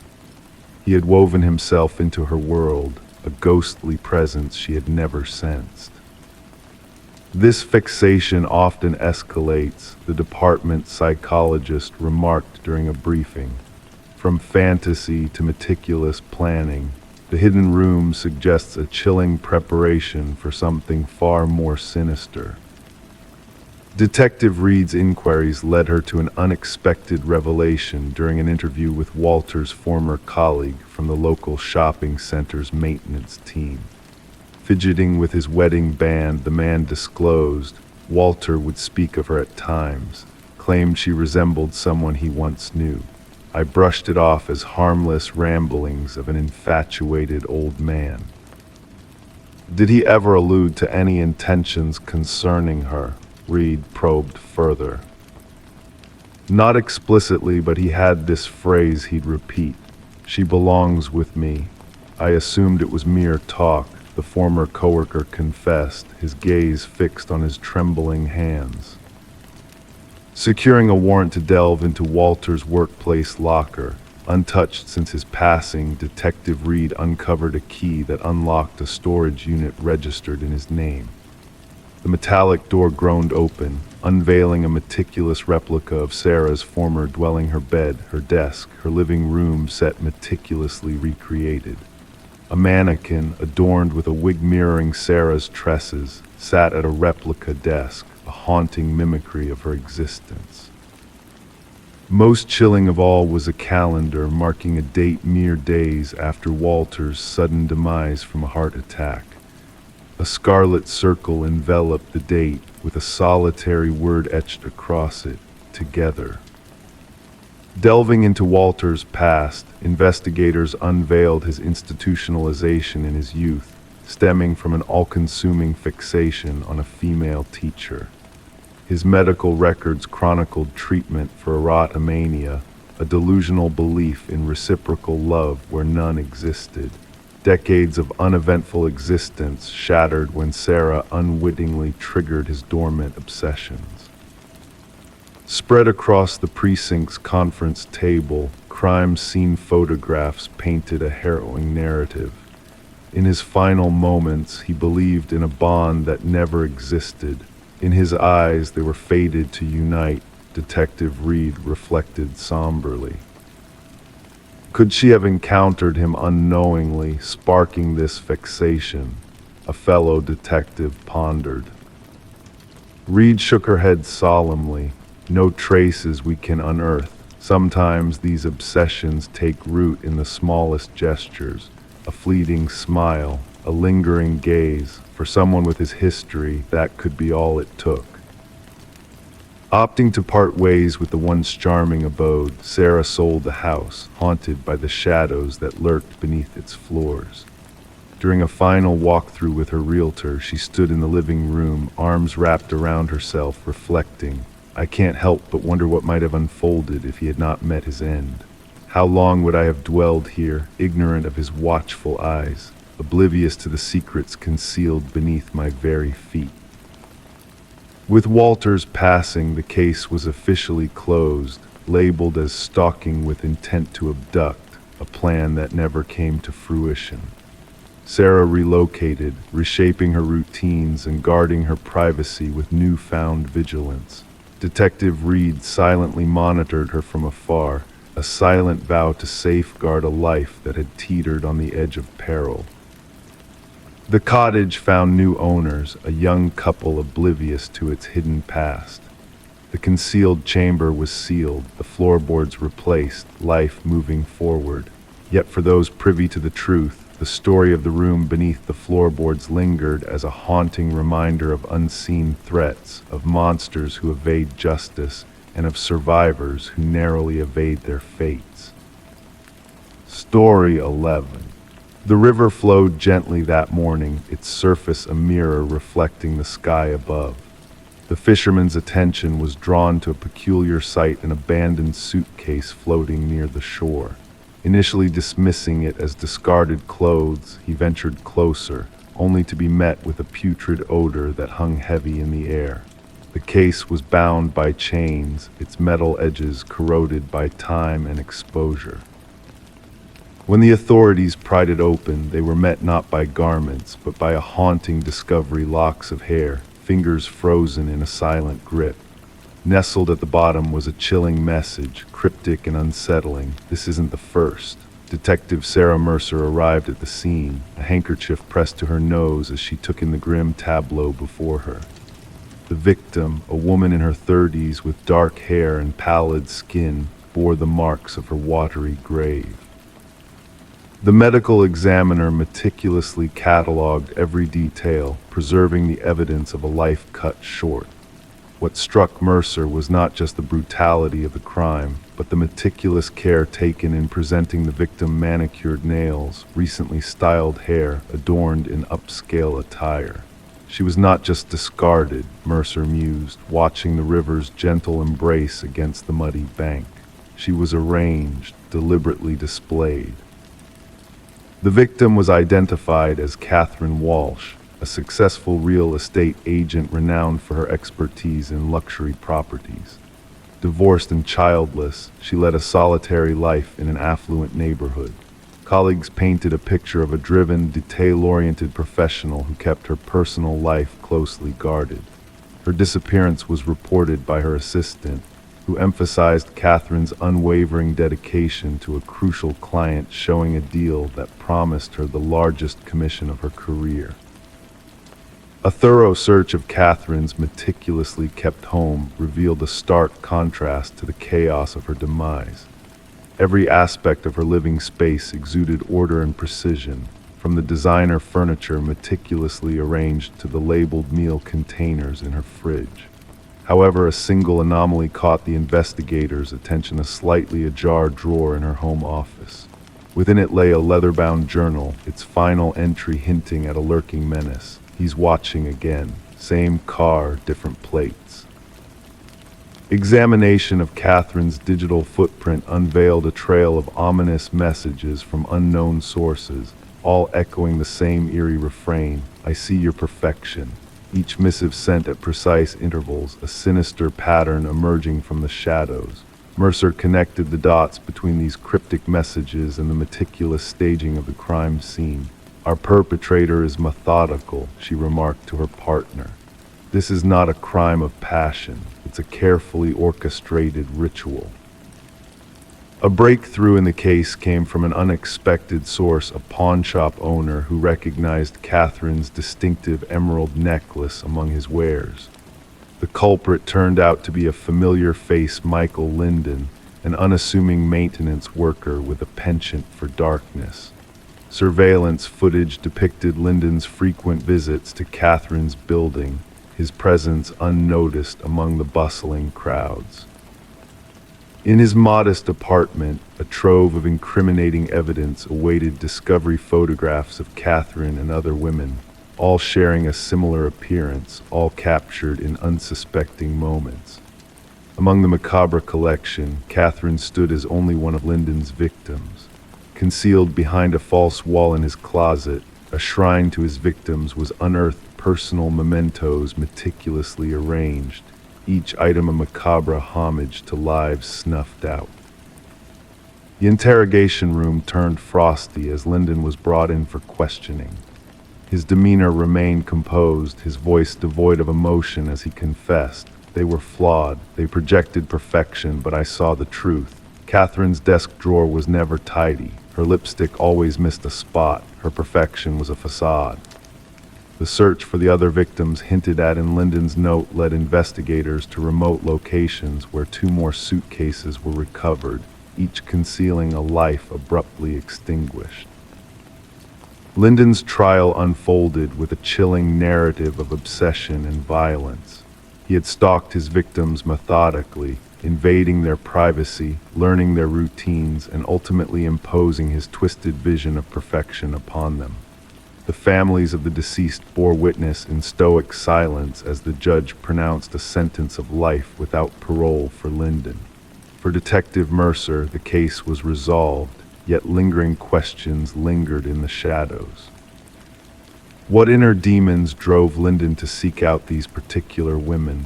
What elusive flaw within himself did he seek to erase through his monstrous acts? As the river meandered onward, its waters cleansing all traces of the tragedy, Mercer's desk bore witness to the remnants of a dark saga, reminders that beneath the veneer of normalcy, darkness can lie in wait. Sometimes the most perilous predators are those who walk among us, their masks of civility concealing a chilling truth, a truth that may only be revealed in the flicker of a single flaw. Story 12. As she crossed the threshold, dust danced in the still air of the abandoned house, a place frozen in time. The walls shed their skin, the furniture draped in ghostly sheets. Each room she entered seemed to echo with whispers of the past, each step a journey into mystery. But the strangest part was the doors. No matter which one she opened, they all led back to the same parlor, like a cruel trick of fate. The only escape was the way she came, yet when she turned, the front door had vanished, leaving her trapped in this spectral labyrinth. Detective Sarah Lind found herself at the scene of a chilling discovery: the body of Morgan Pierce, seated in the parlor of the abandoned Victorian. The house, once a mere curiosity, now held secrets darker than the shadows that clung to its walls. Forensic technicians moved like specters through the dim rooms, unraveling the enigma that had gripped the town for years.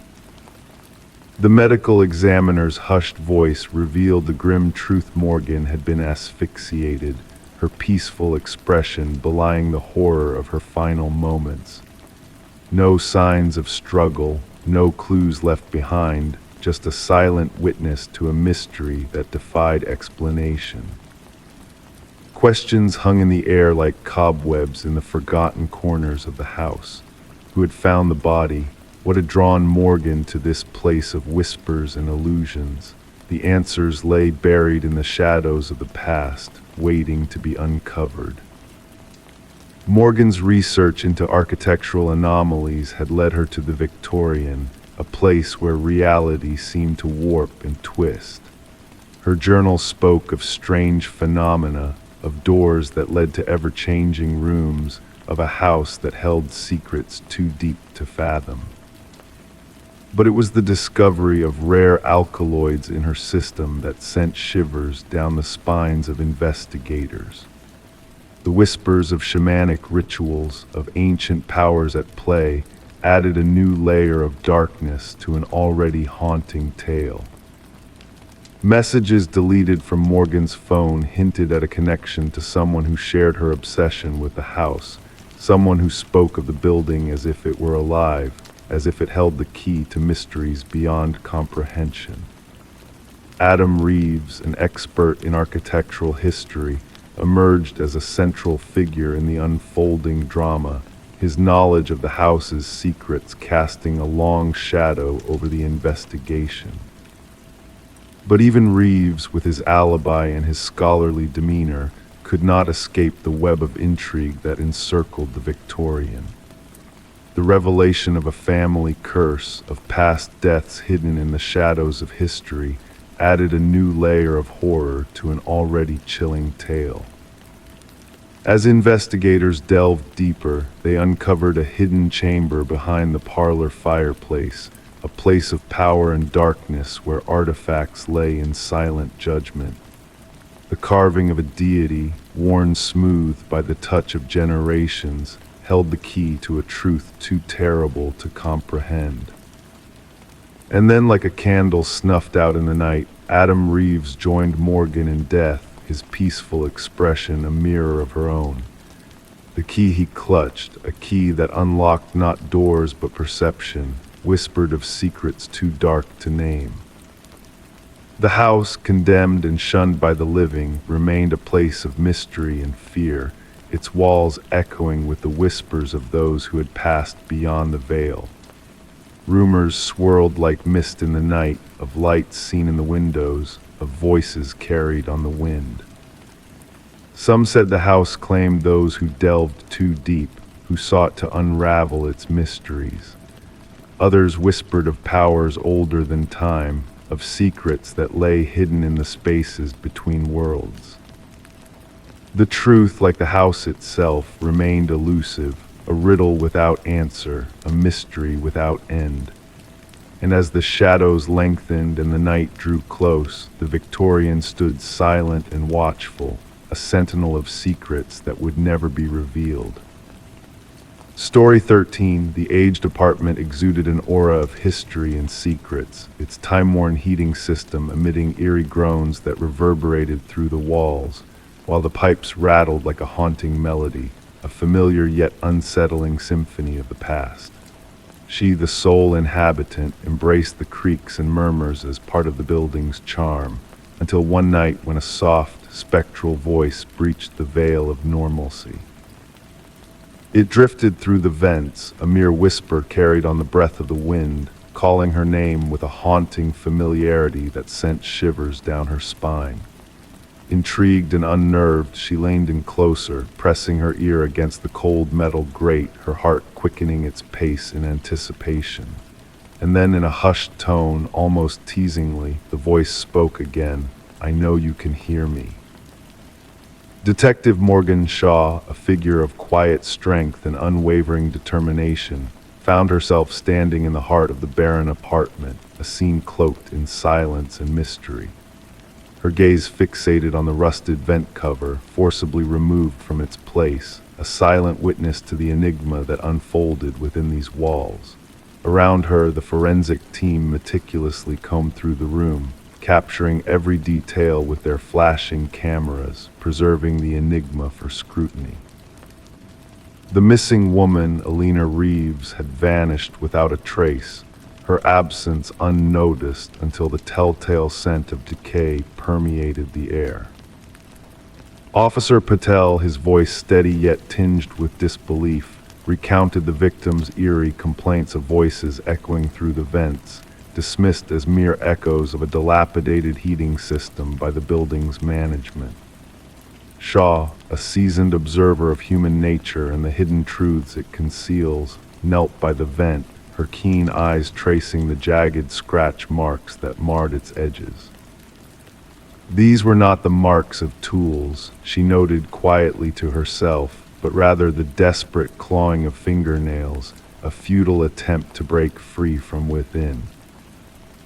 Alina Reeves, a beloved kindergarten teacher with a penchant for nurturing life, both in her students and her cherished houseplants, had left behind a void that echoed in the silence of her absence. Her sister, a beacon of sorrow and worry, shared fragments of Alina's descent into paranoia in the days leading to her disappearance. The whispers through the vents, the unseen eyes that watched her every move, the signs were there, woven into the fabric of her reality, dismissed as figments of a troubled mind. As Shaw delved deeper into the enigma that shrouded the apartment, she pieced together a tapestry of fear and obsession. The meticulously arranged bed, the forgotten coffee mug, the chair positioned beneath the vent like a sentinel all spoke of a presence unseen yet palpable, a watcher in the shadows. The forensic findings unveiled a chilling connection. Fibers from the victim's clothing entwined in the vent grating, a foreign fingerprint etched on the inside of the cover, a sinister puzzle taking shape before Shaw's eyes. The digital remnants recovered from Alina's phone painted a portrait of a woman teetering on the brink of a reality fractured by unseen forces. Shaw, alone in her car as rain drummed a melancholic rhythm on the roof, listened to the recordings in solitude. Alina's trembling voice, a plea for validation, echoed through the darkness, met only by the chilling response of an unseen presence, a whisper that promised both solace and dread. The history of the apartment building unfurled like a dark tapestry, revealing a pattern of tenants fleeing in fear, their voices drowned by the building's secrets. Harold Weber, the unassuming superintendent with a key to every door, emerged as a figure of suspicion, his calm facade faltering under Shaw's piercing gaze. The hidden access panel in Alina's bathroom, a gateway to a labyrinth of hidden passages, exposed a realm where shadows whispered and walls held secrets. A search of Weber's meticulously ordered apartment unearthed a trove of horrors, a digital archive of voyeurism and obsession. Audio recordings captured intimate moments, stolen glances, and the echo of a predator's fixation.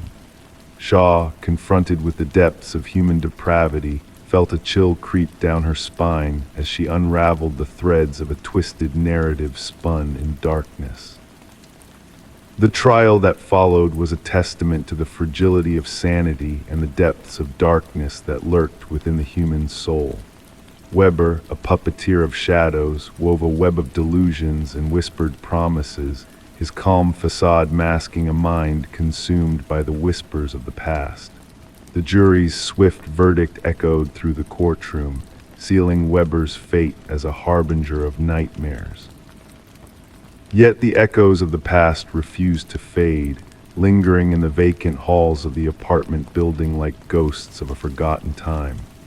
New residents, unaware of the shadows that danced in the vents, found themselves haunted by inexplicable sounds, whispers that defied the logic of the living. The building's ancient bones groaned, the pipes rattled, a symphony of secrets that whispered of a past best left undisturbed.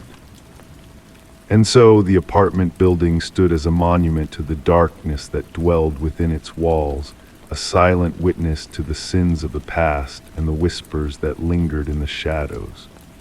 The legacy of Harold Weber, the phantom of the vents, lived on in the chilling drafts that carried voices in the night, a reminder that some secrets were never meant to be unearthed. Story 14, the hotel appeared worn, a relic of the past where guests rarely lingered. With a peculiar gaze, the clerk handed her the key, his words a hushed warning. "Just avoid the last door on the left," he murmured cryptically. Intrigued, she felt compelled by curiosity. That night in the dimly illuminated corridor, she halted before the door. The handle chilled her fingers, and as she leaned in, the door appeared unremarkable until she listened closely. A breath, faint yet distinct, exhaled from the other side. Detective Morgan Reed awoke groggily, slipping beneath the yellow tape marking the crime scene entrance. The metallic tang of blood assaulted her senses, a familiar scent. Stains tainted the carpet, a stark contrast to the untouched areas of the room. Amidst the pristine bathroom and undisturbed bed, a gruesome scene unfolded. A young woman lay lifeless, her golden locks splayed around her like a halo. Her vacant eyes stared upwards, frozen in an eternal gaze of shock or fear. Reed knelt beside the victim, mindful not to disrupt the evidence markers. "Third case this season," remarked the forensic expert, his tone dispassionate as he documented the crime scene. "Same modus operandi," Reed nodded solemnly. The victim's attire hinted at a life of luxury, a stark contrast to the motel's neglect. An open designer handbag sat on the bedside table, untouched. This was no robbery, a different motive lurked. The hotel manager lingered anxiously by the doorway, his complexion drained. "She arrived alone, paid in cash. I never imagined," his voice faltered. "She was found by the maid during her rounds." Reed surveyed the room, noting no signs of forced entry or struggle. The victim had either welcomed her assailant or knew them intimately. Back at the precinct, Reed pinned up photos on the board, a haunting repetition of three women, all bearing a striking resemblance, all discovered in rundown motels. Speculation swirled as the media hinted at a serial predator on the loose. "Autopsy results are in," announced Detective Hayes, dropping a file on Reed's desk. "Strangulation by manual force, no DNA under the victim's nails, no signs of sexual assault." Reed furrowed her brow. This was a crime of personal vendetta, not mere predation. Days blurred as the investigation delved deeper. Surveillance footage yielded no leads. The victim, identified as Elaine Werner, a meticulous financial analyst, had no known enemies. Her cautious nature contradicted her choice of lodging. A breakthrough came during an interview with Werner's sister. Trembling, she disclosed, Elaine mentioned a man from work, secretive, complicated, possibly married.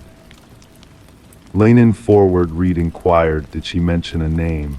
"Just C," the sister whispered. The focus shifted to Werner's workplace. Colleagues portrayed her as reserved and professional, unaware of any romantic involvement. Yet a business card hidden in her desk calendar led to Charles Emerson, senior vice president. Emerson exuded composure during questioning, but a flicker in his eyes betrayed unease. "Did you have a personal relationship with Elaine Werner?" Reed asked casually. A fleeting expression crossed Emerson's face. "Strictly professional." Forensics soon matched partial prints from Werner's belongings to Emerson. Confronted, he confessed, "We were involved, but it was over. She threatened to expose me to my wife. Enough to resort to murder," Reed pressed. Emerson's facade cracked. "I never visited that motel." Contradicting evidence emerged: a credit card transaction, incriminating fibers, and damning surveillance footage. Emerson meticulously selected women resembling his younger wife, luring them to specific motels, always occupying the room beside the last door on the left, equipped with hidden cameras. After recording their encounters, he returned to erase the evidence, the women themselves. In the interrogation room, Emerson's veneer crumbled. "They jeopardized everything," he confessed. "My reputation, marriage, life." The trial concluded swiftly, the families of the victims witnessing justice unfold. Emerson, devoid of remorse, received a life sentence. Locking eyes with Reed, he revealed a chilling emptiness, a void where compassion should reside. The media dubbed it the "door on the left" case, captivating psychologists and true crime aficionados. For Reed, the case lingered, a haunting reminder of the darkness within. Sometimes, wandering hotel corridors, she counted doors, pondering the secrets concealed behind them. In the evidence vault, 3 identical keys linger, silent witnesses to the irreversible consequences of open doors. Story 15. In the stillness of the night, a faint noise echoed through the empty corridors of a long-forgotten house. It was not the creaking of old floorboards or the rustling of the wind through cracked windows.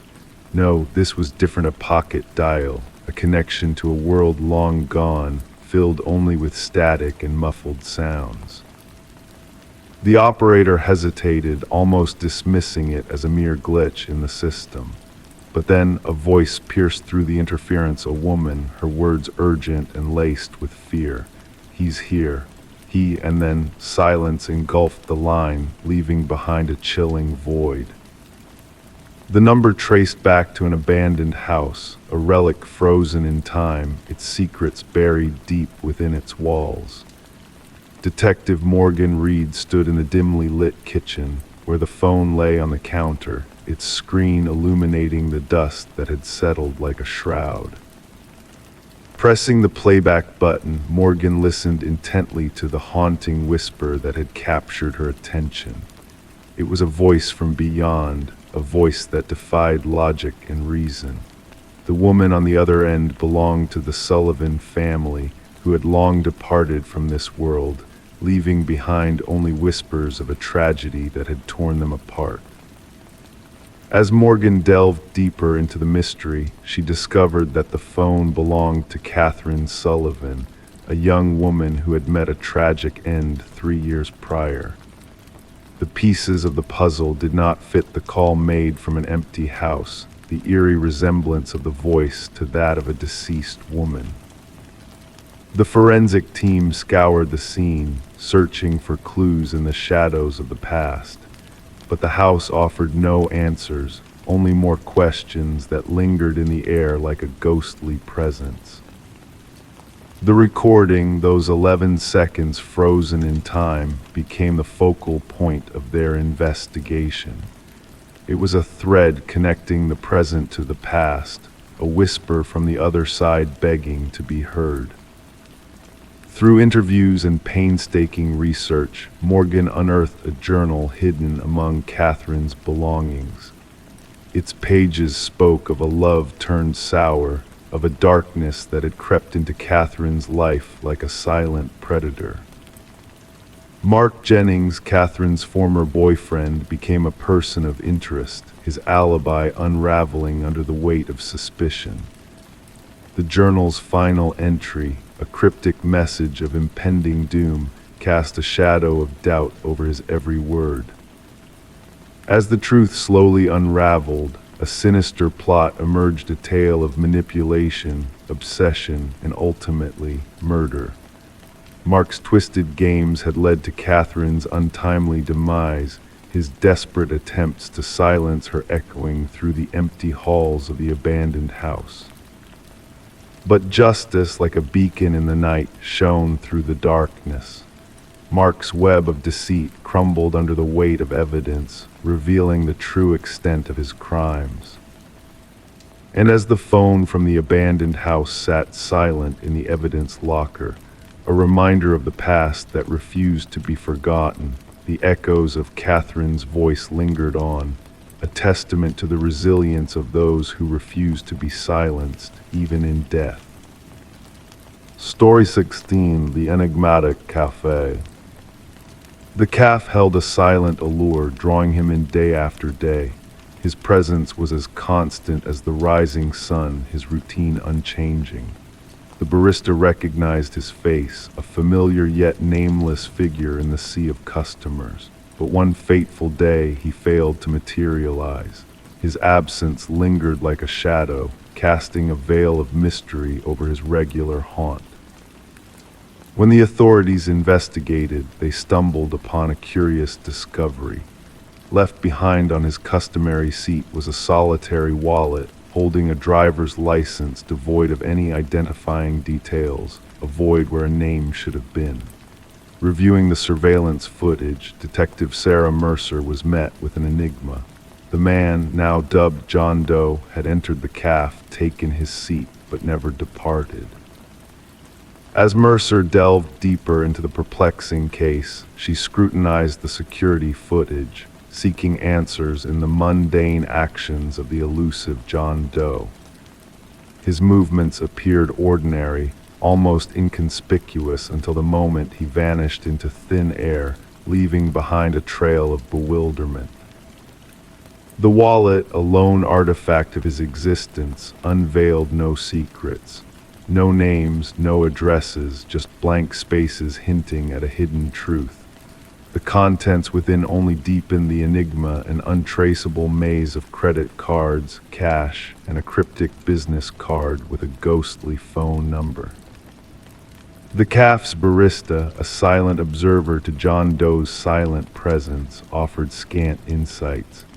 His solitary figure, always engrossed in a mysterious notebook, divulged no clues to his enigmatic persona. The notebook itself, a cryptic collection of symbols and sketches, baffled even the most seasoned code breakers. As Mercer traversed the labyrinthine path of the investigation, peculiar anomalies began to surface. The security footage hinted at subtle distortions, glitches in time that whispered of unseen forces at play. A mirror, adorned with arcane symbols akin to those in John Doe's notebook, loomed over the cafe, a silent sentinel guarding secrets untold. With each revelation, the line between reality and illusion blurred. Witnesses reported spectral sightings of John Doe, phantom reflections that defied logic. The mirror, a gateway to the unknown, held the key to a world beyond comprehension.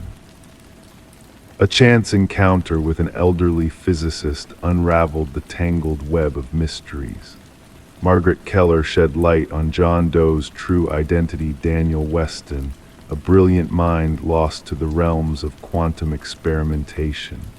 Weston's theories of parallel realities and interdimensional crossings painted a haunting portrait of his fate. In a final chilling revelation, Mercer glimpsed the impossible on the shattered remains of the mirror, a fractured reality where two versions of Daniel Weston coexisted, a testament to his audacious experiments.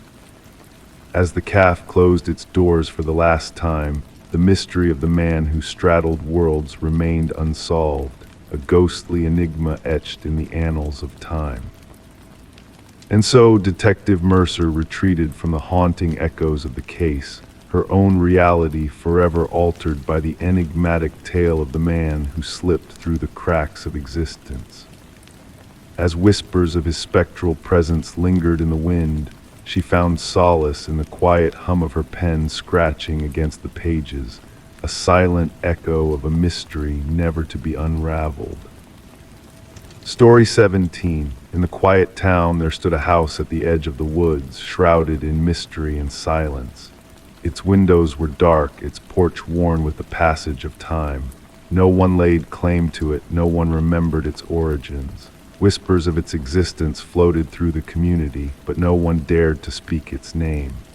Until one fateful day, a group of hikers ventured too close, drawn by an unseen force. As they neared, they noticed something peculiar, names etched into the wooden walls, carved deep like ancient secrets. At the very bottom, a new name gleamed fresh and untouched, a name unfamiliar to them all, and in a hushed voice one of them uttered, "That's mine." Under the cloak of night, a call pierced the stillness. Dispatch logged it as a routine trespassing incident, but what unfolded defied logic. Mason Wright, the leader of the group who discovered his name at the haunted house, recounted his eerie encounter. Responding officers expected a simple case of mischief, but what they stumbled upon was a chilling enigma. Detective Sarah Keller arrived as twilight descended, her flashlight casting eerie shadows on the weathered walls. The names, 27 in total, marched down the eastern facade, some faded by time, others sharp as freshly cut wounds. And at the end, Mason Wright, the letters still tinged with the scent of sawdust. "I've never set foot here before," Mason declared, his voice trembling in the frosty air. "How could my name be etched into this forsaken place?" The investigation unfurled like a sinister tale, delving into the backgrounds of each name on the wall. The findings sent shivers down the spines of the detective team. Every name belonged to a soul who had vanished while hiking alone over the past 40 years. Some cases had grown cold, while others simmered with unresolved questions. But the common thread was unsettling.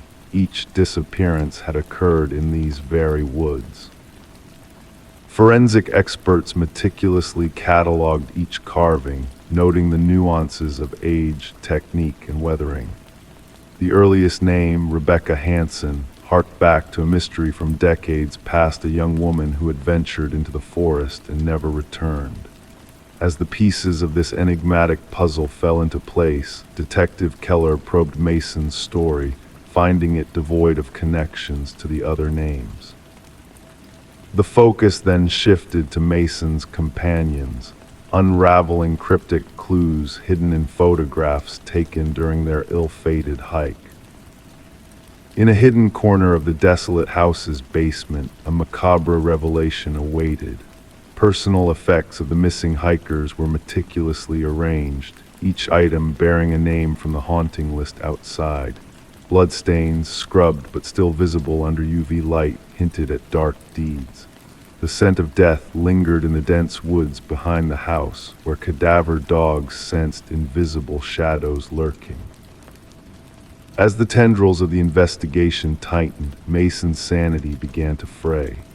He spoke of whispers in the night, phantom footprints, and silent watchers. The authorities placed a guard around him, but paranoia gnawed at his soul. A breakthrough emerged from dusty archives, revealing the house's former owner, Victor Blackwood, a recluse with a shadowed past. His journal, unearthed from a hidden cache, chronicled a descent into madness, a hunter turned predator, stalking the unwary hikers who crossed his path. The manhunt for Blackwood spanned jurisdictions, but the elusive figure remained a ghost in the woods.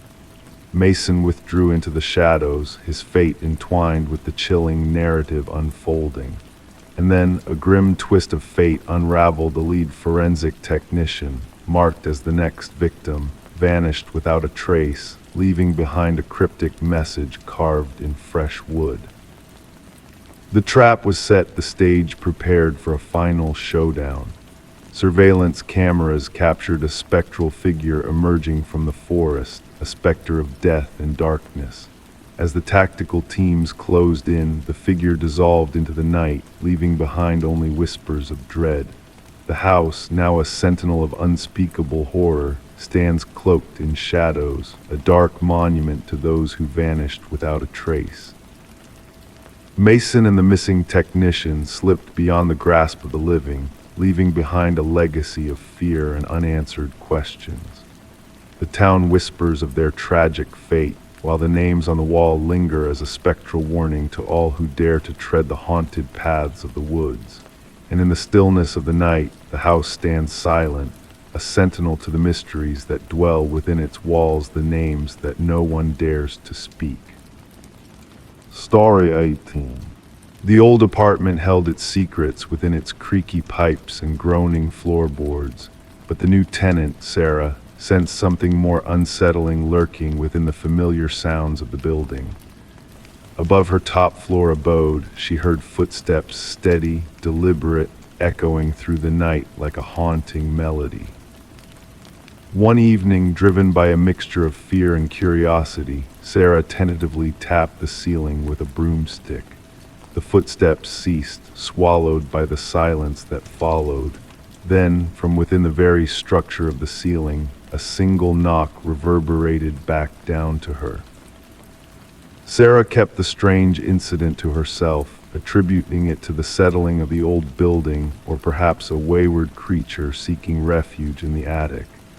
Night after night, the methodical footfalls persisted, tracing invisible paths across her ceiling in the cloak of darkness. She adjusted, drowning out the eerie echoes with blaring TV volumes and headphones, desperate to escape the phantom presence above. Detective Morris was drawn into the enigma of Sarah's apartment when a routine repair unearthed a hidden crawl space. Behind a section of drywall near Sarah's unit, a narrow passage materialized, defying the building's known layout. Illuminated by a flashlight, the clandestine chamber revealed evidence of an occupant: a blanket, food wrappers, water bottles, and a mysterious notebook.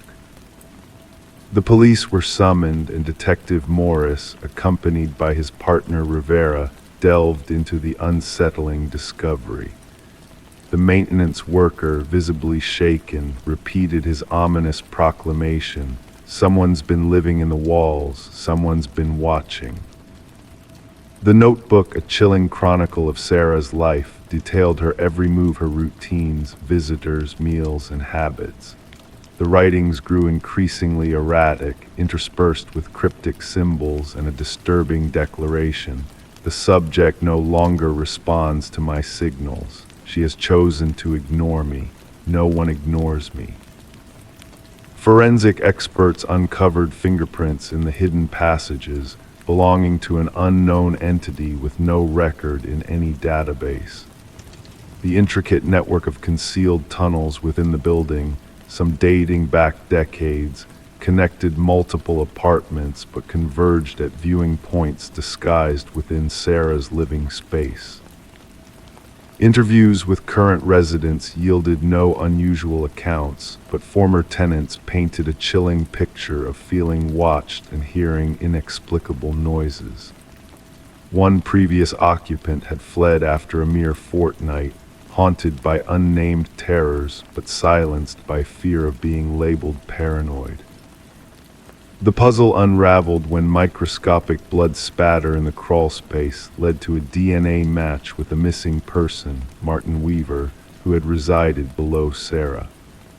As Detective Morris revisited Martin's disappearance, a pattern emerged involving a reclusive tenant named Edward, who had a history of seeking solitude in top-floor apartments before vanishing without a trace. A search of Edward's remote property unearthed a trove of sinister artifacts, photographs, notes, and journals meticulously documenting the lives of unsuspecting residents. The cabin's walls bore witness to Edward's twisted obsession, encapsulated by maps of ventilation systems, detailed observations, and a corkboard adorned with missing persons reports. Behind the cabin, a macabre trail of graves led investigators to the heartbreaking truth of Edward's crimes. The remains of his victims, including Martin Weaver, came to light as a grim testament to his hidden reign of terror. Despite the closure brought by Edward's unmasking, the specter of Sarah's disappearance lingered, shrouded in unanswered questions and unspoken fears. The hunt for Edward, now identified as Edward Mercer, a renegade construction worker turned phantom observer, continued as a chilling reminder of the darkness that could lurk within the walls of even the most ordinary dwellings. As Detective Morris grappled with the shadows of the case, haunted by the thought of Sarah's silent ordeal, he found himself listening intently to the quiet of his own home, wondering if somewhere in the unseen spaces above, another unsuspecting soul might be waiting, listening, and watching. Story 19, the aged envelope with its yellowed edges, carried a fresh stamp, a recent journey through the mail. With cautious hands, the detective unfolded it, revealing a single sheet of paper. The message, hastily typed in an uneven font, read, "I am sorry for what I did." The paper felt damp, a faint scent of iron clinging to it. A reddish smear along the bottom edge caught their attention, not ink, but something more sinister. Detective Sarah Morgan, with practiced precision, placed the letter in an evidence bag, the touch of her gloved fingers deliberate.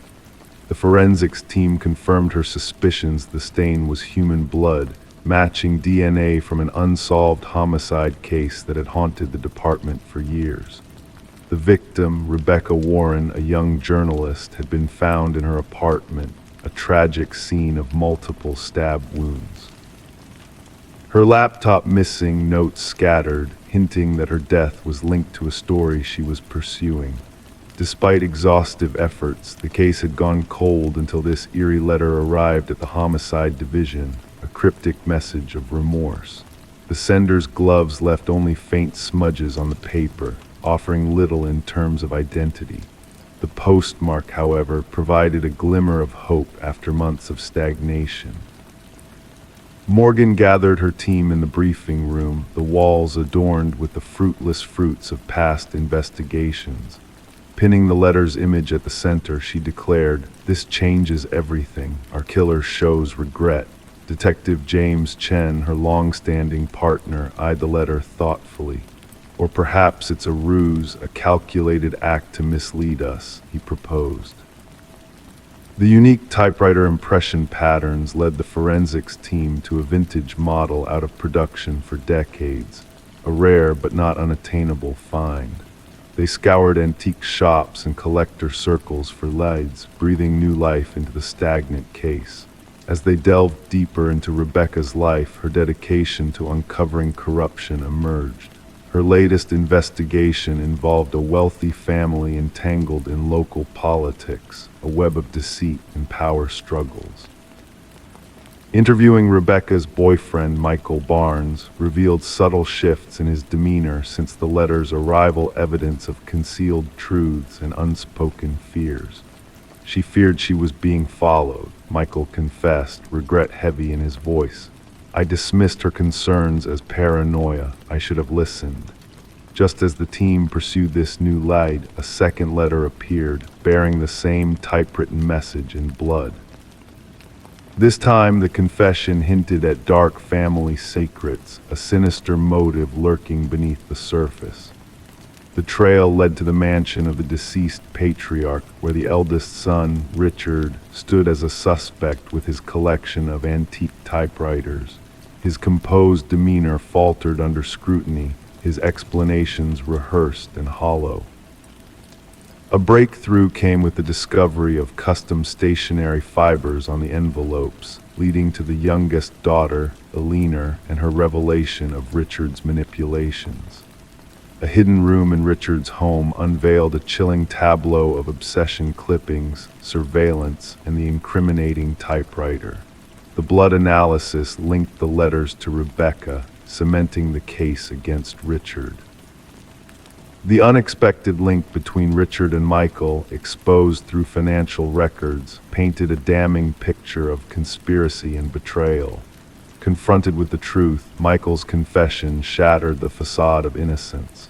"I never intended for her to be harmed," he lamented, revealing a web of deceit woven with fatal consequences. Eleanor's secret recording captured the damning conversation, sealing Richard's fate. Arrested in a desperate attempt to flee, Richard maintained his innocence, a futile defense against overwhelming evidence. The trial unfolded, a mosaic of guilt and deception, culminating in a swift, guilty verdict. As Richard faced justice, Detective Morgan approached Rebecca's grieving parents, offering a bittersweet closure to their loss. The blood-stained letters, relics of a twisted confession, remained in evidence, a stark reminder that even the most meticulously planned crimes leave traces, and that remorse, whether genuine or feigned, can unravel the perfect crime. Rebecca Warren's case stood as a lesson in detective lore, a testament to the power of old secrets and the weight of a guilty conscience in the pursuit of justice. Story 20. The ancient box lay buried beneath layers of forgotten relics in the attic, hidden from the world for decades. Among the dusty Polaroids of joyful celebrations, one photo stood out, a snapshot that sent shivers down Rebecca's spine. It depicted a family not her own, seated in her living room, unaware of the sinister figure lurking in the shadows behind them. As she descended the creaking stairs, the weight of the eerie discovery bore down on her. The house, once vast and empty, now felt oppressive, suffocating even. Placing the photograph under the harsh glare of the kitchen light, Rebecca couldn't deny the uncanny resemblance between her home and the strangers captured in the image. Enter Detective Morgan, a seasoned investigator with a weathered exterior that concealed a sharp mind. With a keen eye, he delved into the mystery, tracing the lineage of previous occupants back through time. Each family that had resided in the house before her had vanished without a trace, leaving behind a trail of unanswered questions and lingering dread. The breakthrough came when a former mail carrier identified the family in the photo as the enigmatic Sutherlands, who had disappeared years ago without a word to anyone. Forensic analysis of the photograph revealed chilling details: a ghostly figure in the hallway, watching with an intensity that sent chills down the spine. The investigation led to a macabre discovery beneath the house: an underground chamber holding the remains of all the missing families, perfectly preserved in the dark earth. Among the relics was a camera, the same one used to capture the haunting images found in the hidden crawl space of the attic. As Rebecca sought refuge in a hotel under police protection, a mysterious phone call shattered the silence of the night, signaling that the dark forces at play were far from finished. The truth remained elusive: the specter of Samuel Whitfield, a long-dead architect with a sinister legacy, haunting the shadows of the empty house. To this day, the mystery endures, the house standing as a silent sentinel to the horrors that unfolded within its walls. The whispers of new families, new homes, and new watchers in the shadows linger in the air, a reminder that some secrets are best left undisturbed, lest they awaken a darkness that hungers for more than mere photographs. Story 21. In the quiet suburban neighborhood, a mysterious key arrived in the mail, setting off a chain of events that would unravel a chilling tale. Sarah Miller, a retired teacher, found the brass key wrapped in a plain envelope with no return address. It felt oddly familiar, yet she couldn't place it. When she tried it in all her locks, none turned a key without a home. But when she placed it on her coffee table, the broken grandfather clock let out a hollow chime, a sound echoing from years past. Sarah reported the strange incident to authorities, a simple key leading to a complex web of darkness. Detective Robert Harmon, a seasoned investigator, sensed there was more to this key than met the eye. Background checks on Sarah revealed nothing suspicious, just an ordinary woman caught in an unsettling situation. Forensic analysis yielded no clues except Sarah's prints on the key. The brass key, worn with time, held secrets that eluded the investigators until a breakthrough emerged from the shadows of a cold case. The key's unique pattern matched one from a storage unit where horrors had been: hidden blood, tools, and images of women, some unidentified, some missing.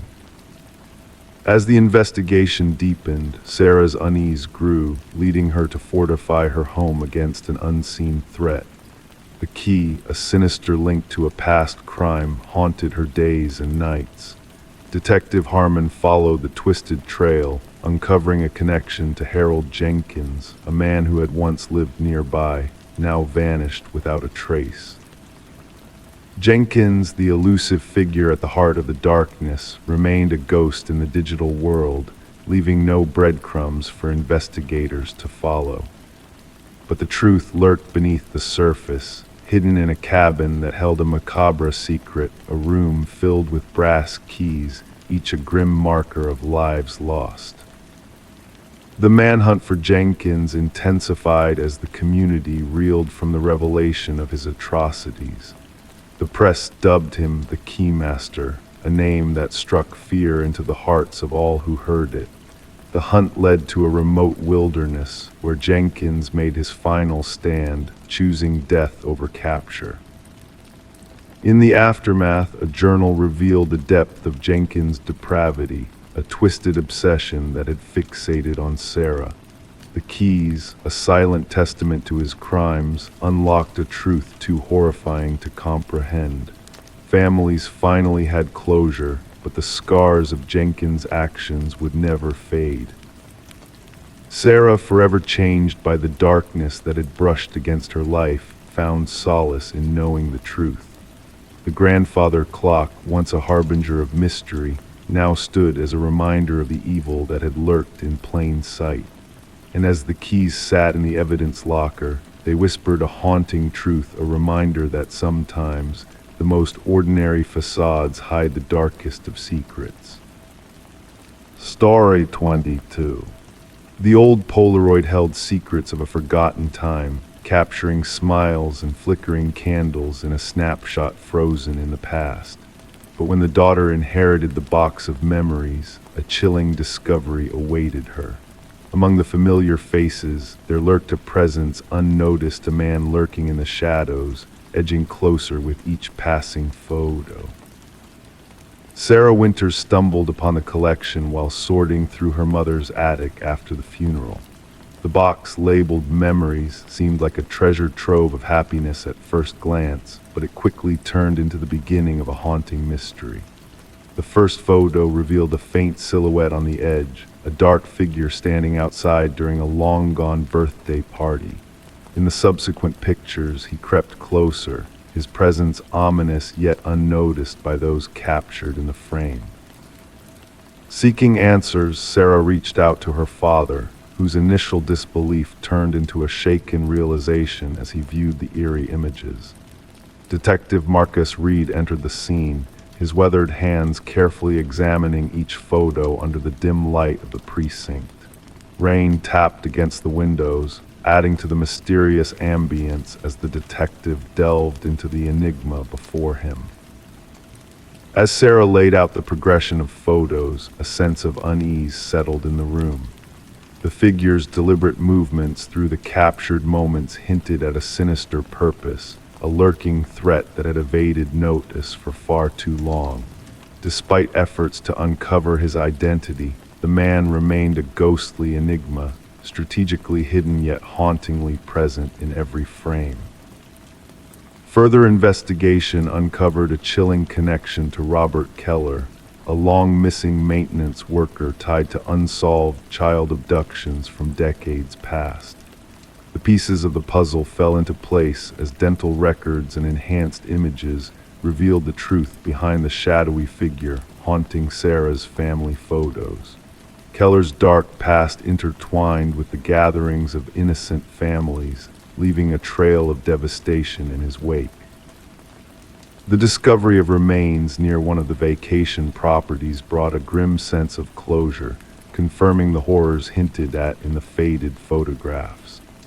As Sarah sat alone, staring at the final birthday photo, she realized the depth of the darkness that had lurked behind the facade of celebration. The man in the shadows had been a harbinger of tragedy, his presence a chilling reminder of the hidden dangers that can exist within seemingly joyful moments. Gathering the photos, Sarah understood their newfound significance as evidence of a past riddled with unspeakable crimes. The hidden figures captured in the frames served as a stark reminder that sometimes the most sinister threats are those unseen by the naked eye phantoms moving through time, leaving only traces of their malevolent presence behind. And as justice shed light on the shadows of the past, the families affected found a bittersweet sense of closure, their long-held questions finally answered, though the answers brought little solace. Story 23, The Enigmatic Manor. The new owners brushed off the peculiar crackling of the old intercom as just a quirky feature of the Victorian manor they now called home. Nestled among ancient oak trees, the house exuded an air of mystery with its weathered exterior concealing a modern interior. Daniel and Meredith Parker had been drawn to the property not just for its charm, but also for the vintage intercom system that connected all the rooms, a relic of a bygone era. One fateful night, curiosity got the best of Daniel as he pressed the button on the intercom, triggering a whisper that crackled through the speaker, asking, "Why did you come back?" Startled, he recoiled, his hands trembling. His wife, standing behind him, denied ever uttering those words, adding to the eerie ambience that surrounded them. Detective Sarah Reeves, responding to a call about a possible break-in, arrived at the manor to find a sense of unease lingering in the air. Daniel, looking visibly shaken, recounted the strange occurrences with the intercom, a progression from static to whispers to full sentences that both he and Meredith experienced.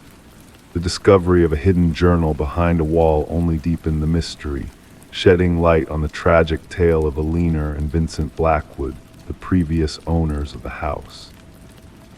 Alina's journal entries hinted at her growing fear of Vincent, suspecting his intentions to harm her.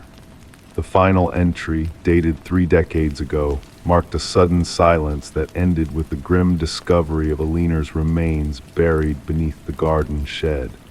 Vincent's dark secret unraveled as forensic evidence pointed to his guilt, revealing a chilling tale of deception and murder. Vincent's confession painted a chilling picture of a man driven to silence his wife's constant presence, even going to great lengths to fabricate her disappearance. The trial concluded swiftly with Vincent pleading guilty to the crime, his calculated actions condemning him in the eyes of the law.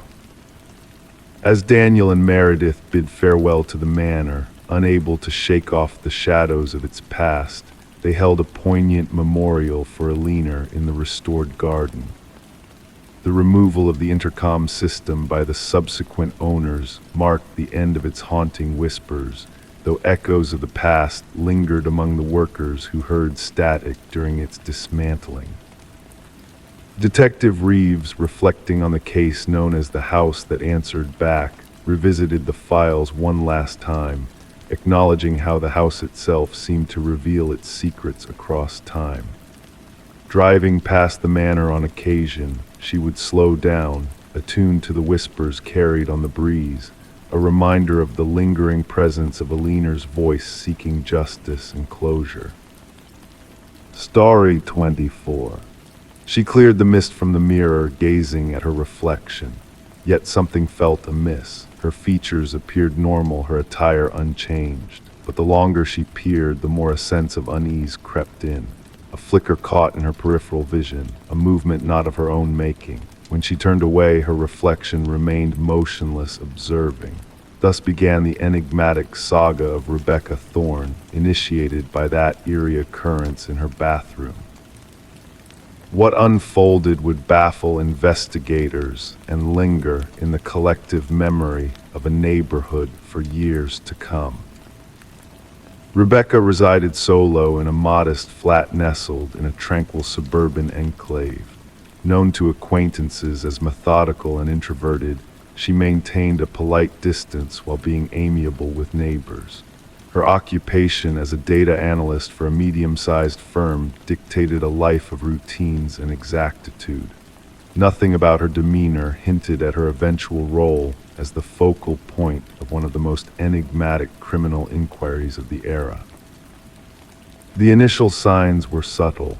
Objects within her dwelling seemed displaced, no items missing, just rearranged.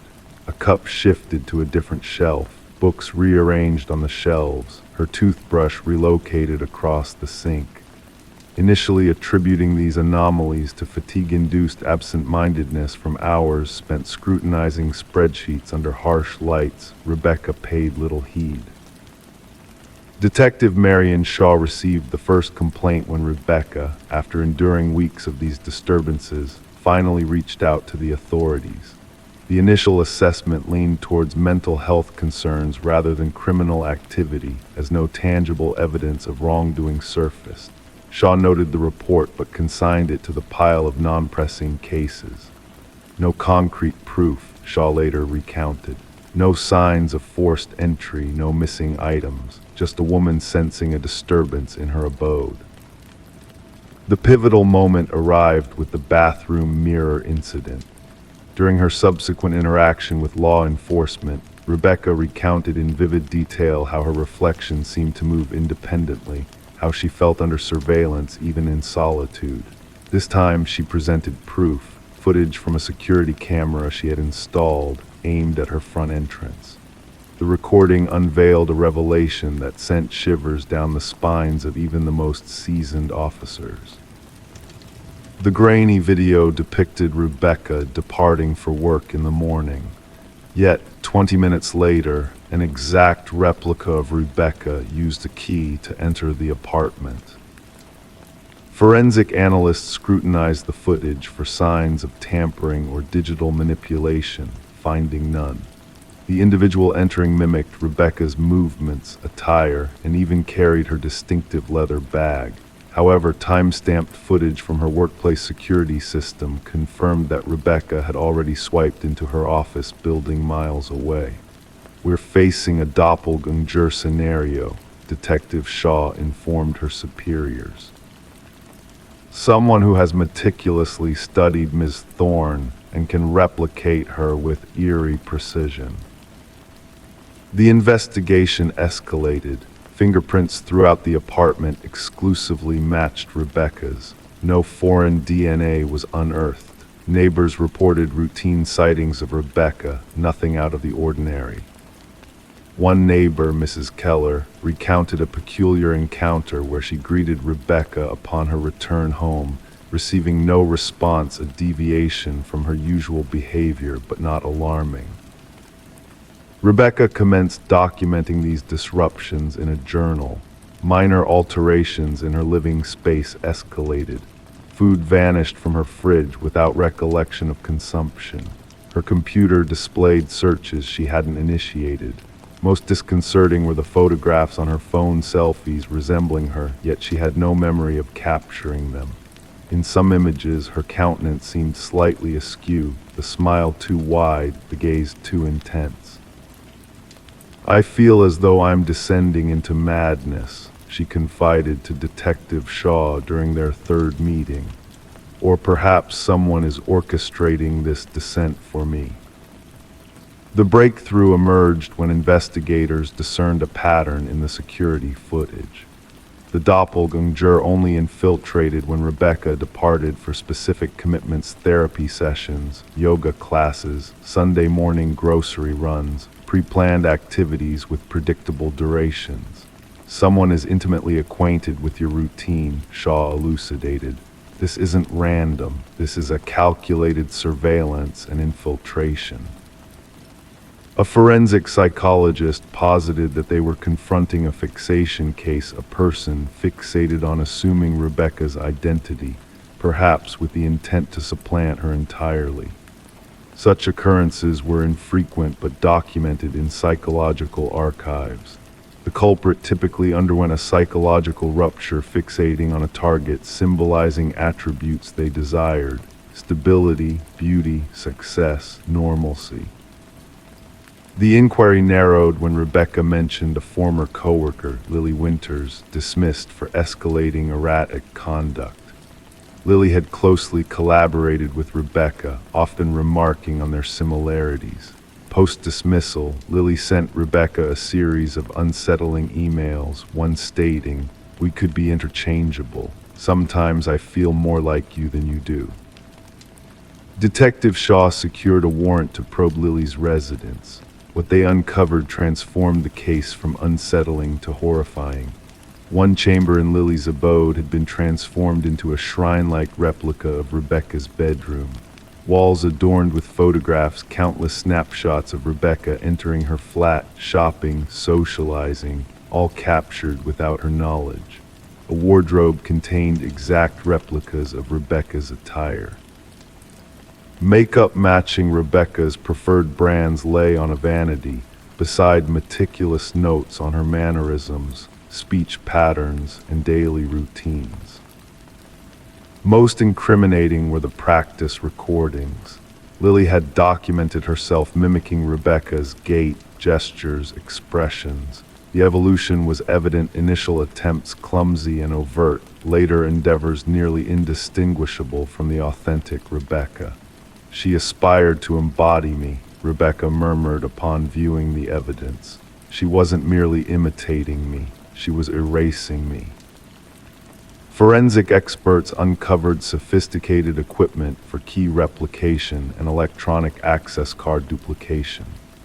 Lily had devised an intricate system to monitor Rebecca's movements, including a calendar predicting her schedule in detail. Yet Lily's ultimate objective remained elusive. Journals recovered from her abode contained cryptic entries vacillating between first and third person, occasionally referring to Rebecca as me and her in the same passage. The final entry sent shivers down the investigators' spines. Soon, only one of us will remain, the stronger version. Upon authorities moving to detain Lily, she had vanished. Her residence exhibited signs of abrupt departure, drawers ajar, certain technology absent. A nationwide alert ensued. Rebecca entered protective custody, relocated to a secure site under constant surveillance. For 3 weeks, authorities monitored every locale linked to her former life. Lily remained elusive. The case took a chilling twist when a security officer at Rebecca's prior workplace reported an anomaly. Rebecca was sighted entering the building despite being on leave. Surveillance footage confirmed that a figure identical to Rebecca accessed the premises using a valid ID card, proceeded to her former workstation, and spent 40 minutes perusing her files before exiting. Meanwhile, the real Rebecca remained in seclusion at a safe-guarded retreat, incapable of being present at the office. The truth emerged. Lily hadn't fled, she had made her move. Living as Rebecca, she seamlessly assumed her life while the genuine Rebecca remained concealed. The case remains unresolved. Lily Winters eluded capture. Rebecca Thorne refrained from returning to her former existence, opting to forge a new identity in an undisclosed setting. Detective Shaw preserves a photograph on her desk, 2 women strikingly similar in appearance. One is Rebecca Thorne, the other is Lily Winters. Occasionally, she scrutinizes their features, seeking disparities, the subtle cues that would set one apart from the other. The most chilling aspect, Shaw imparts to new recruits, is not merely resembling or sounding alike someone else. It's the fervor to become that individual to the extent of erasing oneself in the process. Identity transcends our outward persona, it's our most safeguarded possession, and at times its worth is only realized when someone endeavors to snatch it away. Story 25. The aging library marked for destruction stood silent and solemn as the workers toiled to bring it down. Just as they neared the final stages, a momentous discovery halted their progress. A worker, lost in the rhythm of dismantling bookshelves, stumbled upon a hidden latch. With a gentle click, the shelf swung open, revealing a secret passage leading to a concealed chamber. The air within was heavy, thick with the weight of time, undisturbed for decades. No furniture adorned the room except for a solitary chair at its center, bolted firmly to the floor. And etched repeatedly on the wall, a haunting message echoed through the dim space: "I am still here." The construction foreman, sensing unease creeping in, swiftly contacted the authorities.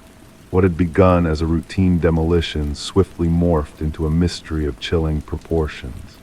Detective Morgan Walsh, a seasoned investigator with 2 decades of experience, entered the scene. His flashlight pierced the darkness, casting eerie shadows on the walls covered with the cryptic message. "Secure the area," Walsh commanded the officers, his voice reverberating in the confined room. "No one disturbs a thing until forensics arrives." The library's history whispered tales of intrigue. Once privately owned by the Harrington family, a clan of esteemed figures in the community, the building had been donated to the public after the baffling disappearance of their daughter, Rebecca.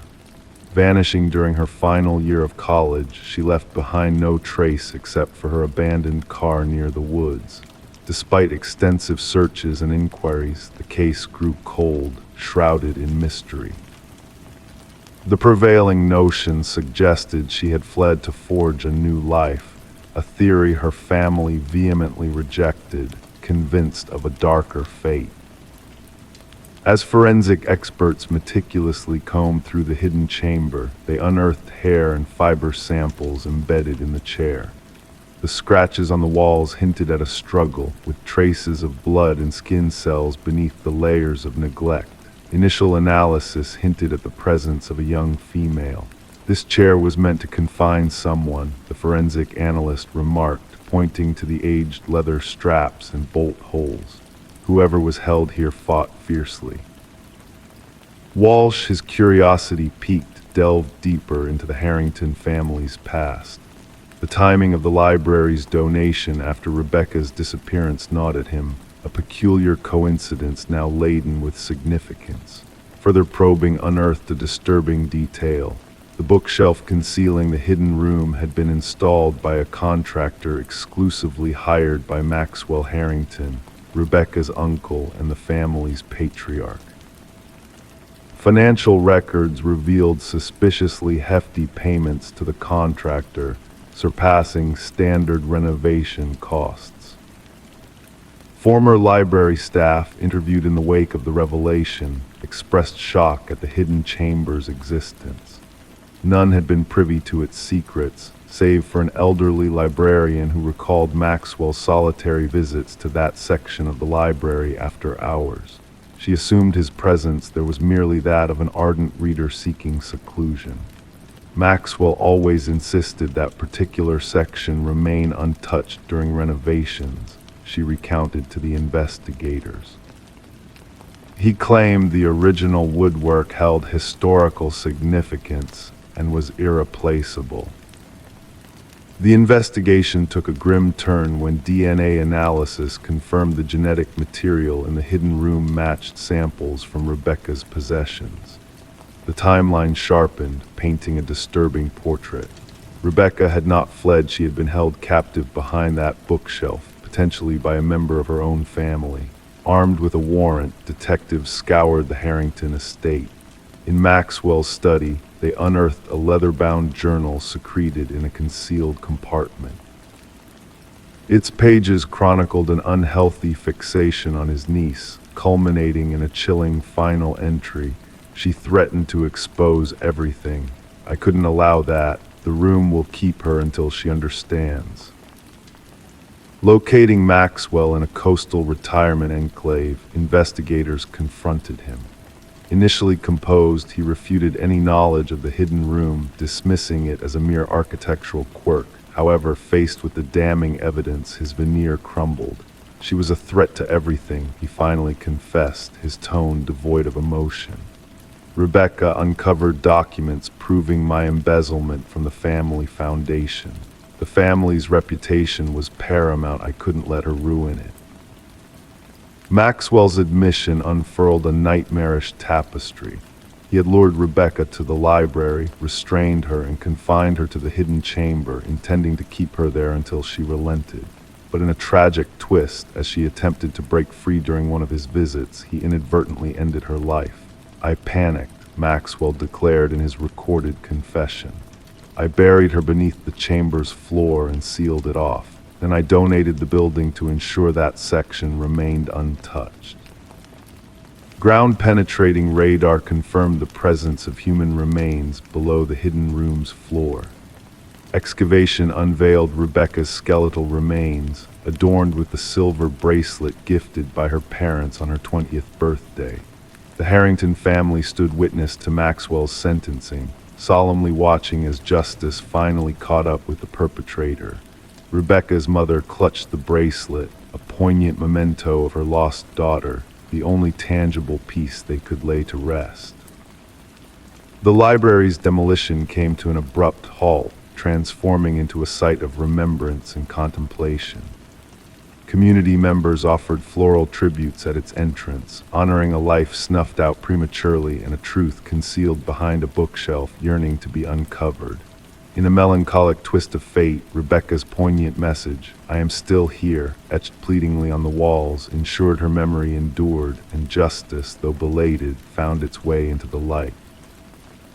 Story 26. In the dim light of the attic, they stumbled upon it hidden beneath a worn blanket, a porcelain doll of delicate beauty, its ancient blue eyes staring out, unwavering. Sarah and Michael, a young couple captivated by the allure of the Victorian house they had purchased at auction, shared a chuckle at the discovery, dismissing it as just another forgotten relic of the past. But as night settled around them, a strange sensation crept into the air, a heaviness that lingered. The silence seemed to stretch endlessly, and when morning dawned, the doll was no longer in the attic. It now sat silently at the foot of their bed, a silent sentry watching over them. The house bore a mysterious charm, its ornate woodwork whispering of tales untold, drawing the couple in despite whispers of a troubled history. Detective Rachel Winters was called to the scene a crisp autumn morning tainted by the discovery of a ghastly crime. The female victim posed in a chillingly unnatural manner in the master bedroom, her eyes wide with fear, while her male counterpart, found in the hallway, seemed frozen in a desperate attempt to flee. Detective Winters, her voice barely above a whisper, meticulously documented the scene, noting the deliberate positioning that seemed to echo that of a doll plucked from its display case. The investigation unfolded like a slow, unraveling mystery, each piece of evidence adding to the growing unease that permeated the house. Whispers of shadows dancing behind curtains and ghostly laughter in the dead of night haunted the interviews with neighbors. The forensic team's discoveries only deepened the enigma traces of antique fabrics, like those used in doll clothing, woven into the very fibers of the house. Yet no traces of an intruder, no fingerprints, no DNA beyond that of the victims. The threads of the investigation led back through the house's history, revealing a chilling pattern of past owners meeting mysterious fates within its walls. A newspaper clipping unveiled a tragic tale of a doll maker and his daughter, shrouded in suspicion and tragedy. The final creation, the eerie doll that now plagued Sarah and Michael, was missing from the inventory.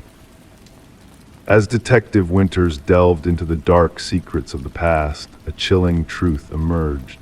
Each victim had tampered with the attic space, unknowingly disturbing a dormant force. Old photographs hinted at the doll's malevolent presence, its likeness captured in eerie detail, seemingly moving between frames. Infrared scans unveiled a ghostly trail of tiny handprints leading from the attic to the master bedroom, a spectral echo of a sinister force at play. A distant relative of the doll maker whispered of forbidden rituals and bound spirits, hinting at the doll's unholy origins. The case reached a dead end, the truth slipping through their fingers like smoke. Detective Winters, haunted by the inexplicable events, kept the doll as evidence, a relic of a malevolent force that defied reason. But one morning the doll vanished, leaving behind a perplexing void. The house changed hands once more, its dark past casting a shadow over its grandeur. The new owners found the attic bare, save for a single tattered blanket, a silent testament to the mysteries that lingered. The doll remained elusive, its presence a whispered legend within the precinct. Detective Winters, burdened by the weight of the unsolved case, retired early, carrying with her a locked secret, an envelope containing a photograph that held the key to the doll's origins. As the new owners embraced the eerie tranquility of the untouched attic, whispers of spectral laughter and fleeting shadows danced through the night, a reminder of the dark legacy that lingered within the walls. Story 27, the apartment had sat silent and empty for countless moons before the new tenants stepped across its threshold. Their expectations were modest, mere remnants of dust and perhaps a scattering of forgotten furniture. Yet one door stood stubbornly closed, its secrets hidden behind an impenetrable lock. The closet, a sanctuary for mysteries, refused to yield to their gentle persuasions. And when the landlord's resolve finally forced the door ajar, a chilling revelation awaited them. Etched upon the walls were scars of desperation deep, uneven lines carved by unseen hands yearning for freedom. And nestled in the shadowed corner, an ancient flip phone lay dormant, its battery a relic of the past, save for one haunting message that flickered on the screen, unread and ominous. Detective Morgan Shaw, a seasoned seeker of truths veiled in shadows, felt a shiver dance down her spine as she gazed upon the scene before her. It was not the specter of blood or the spectacles of violence that unnerved her, but the silent screams echoed in those jagged marks, a testament to someone's harrowing struggle for survival within that confined space. "We need forensics here post-haste," she murmured to her partner, Officer Reed, who diligently captured the haunting evidence with his camera. "And procure for me the records of the previous tenants." The enigmatic message on the phone whispered cryptically, "I know what you did." The landlord, a man of nervous disposition with perpetually clammy hands, recounted a tale of the former tenant's sudden departure, leaving behind unpaid rent. A young woman kept to herself.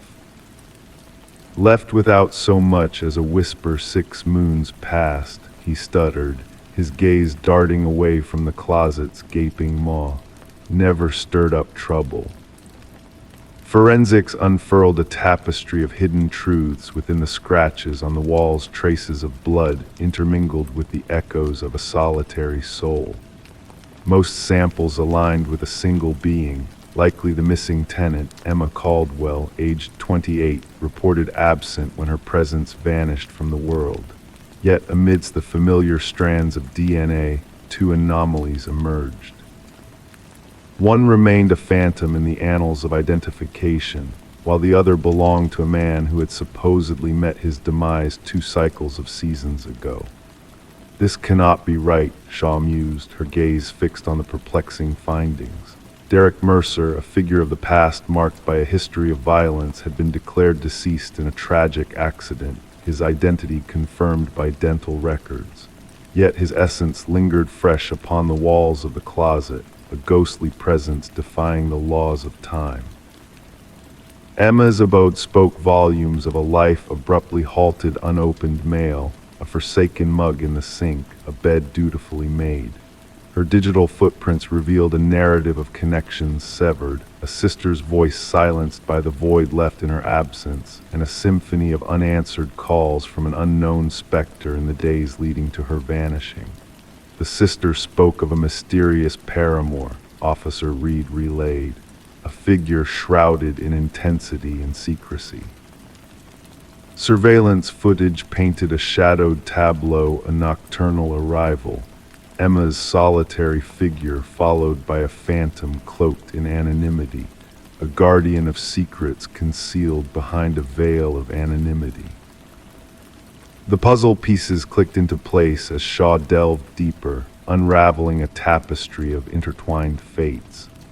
A missing woman, Lynette Porter, woven into the fabric of Emma's enigma, her threads lost to the winds of time. Neighbors whispered of her visits to Emma's realm, a connection forged in shadows. A trail of breadcrumbs led to a secluded estate bearing the mark of Mercer's lineage, where the echoes of captivity whispered through the heavy doors of the basement. There, Lynette Porter languished in the grip of deprivation, a spectral echo of Emma's plight, her eyes hollow, haunted by the torment inflicted upon her. "He forced me to witness," she murmured, her voice a fragile thread in a tapestry of silence, "to learn the fate of those who dared to flee." The evidence mounted, a damning testament to Mercer's twisted obsession with domination, a gallery of captured souls, photographs capturing the essence of Emma and Lynette, and most chillingly, recordings of Emma's final moments as she was coerced into the confines of the closet. "She believed she could expose me," his voice echoed through the darkness of the recording. "Reveal our truth to the world, but no one betrays my secrets." The pursuit of Derek Mercer spanned realms of jurisdiction, a manhunt fueled by the dread of what lurked beneath his placid facade. As the net closed in around him at a bus terminal, Mercer clutched a new identity and a ticket to a distant shore, his possessions hinting at a sinister purpose: a roll of tape, a blade honed for hunting, and a newspaper clipping chronicling Emma's fate. In the hushed chamber of interrogation, Mercer's demeanor remained unruffled, a calm facade masking the tempest within. "She authored that message herself," he intoned, his words a veil of deceit, a plea for salvation unworthy of rescue. The trial unfurled the elaborate tapestry of Mercer's deception, a charade orchestrated to vanish into the shadows, preying upon souls who mirrored his first victim. Emma's body remained a specter of the past, lost to the confines of that unyielding closet, her desperate cries silenced by walls that held no mercy. The message on the phone stood as her final testament, a silent accusation penned in the fading light of a dying battery, a beacon of truth in a realm of shadows. The jury's deliberations were swift, a verdict of guilt echoing through the chamber as Mercer's private logic found its denouement in the judgment rendered. A sentence of eternal captivity, devoid of reprieve, sealed his fate as he bore witness to the unraveling of his carefully constructed facade. At the sentencing, Lynette Porter's voice rang clear in the hushed courtroom. "He ensnared us in chambers of darkness, for his mind dwells in shadows. But as he rots in his confines, I shall bask in the light."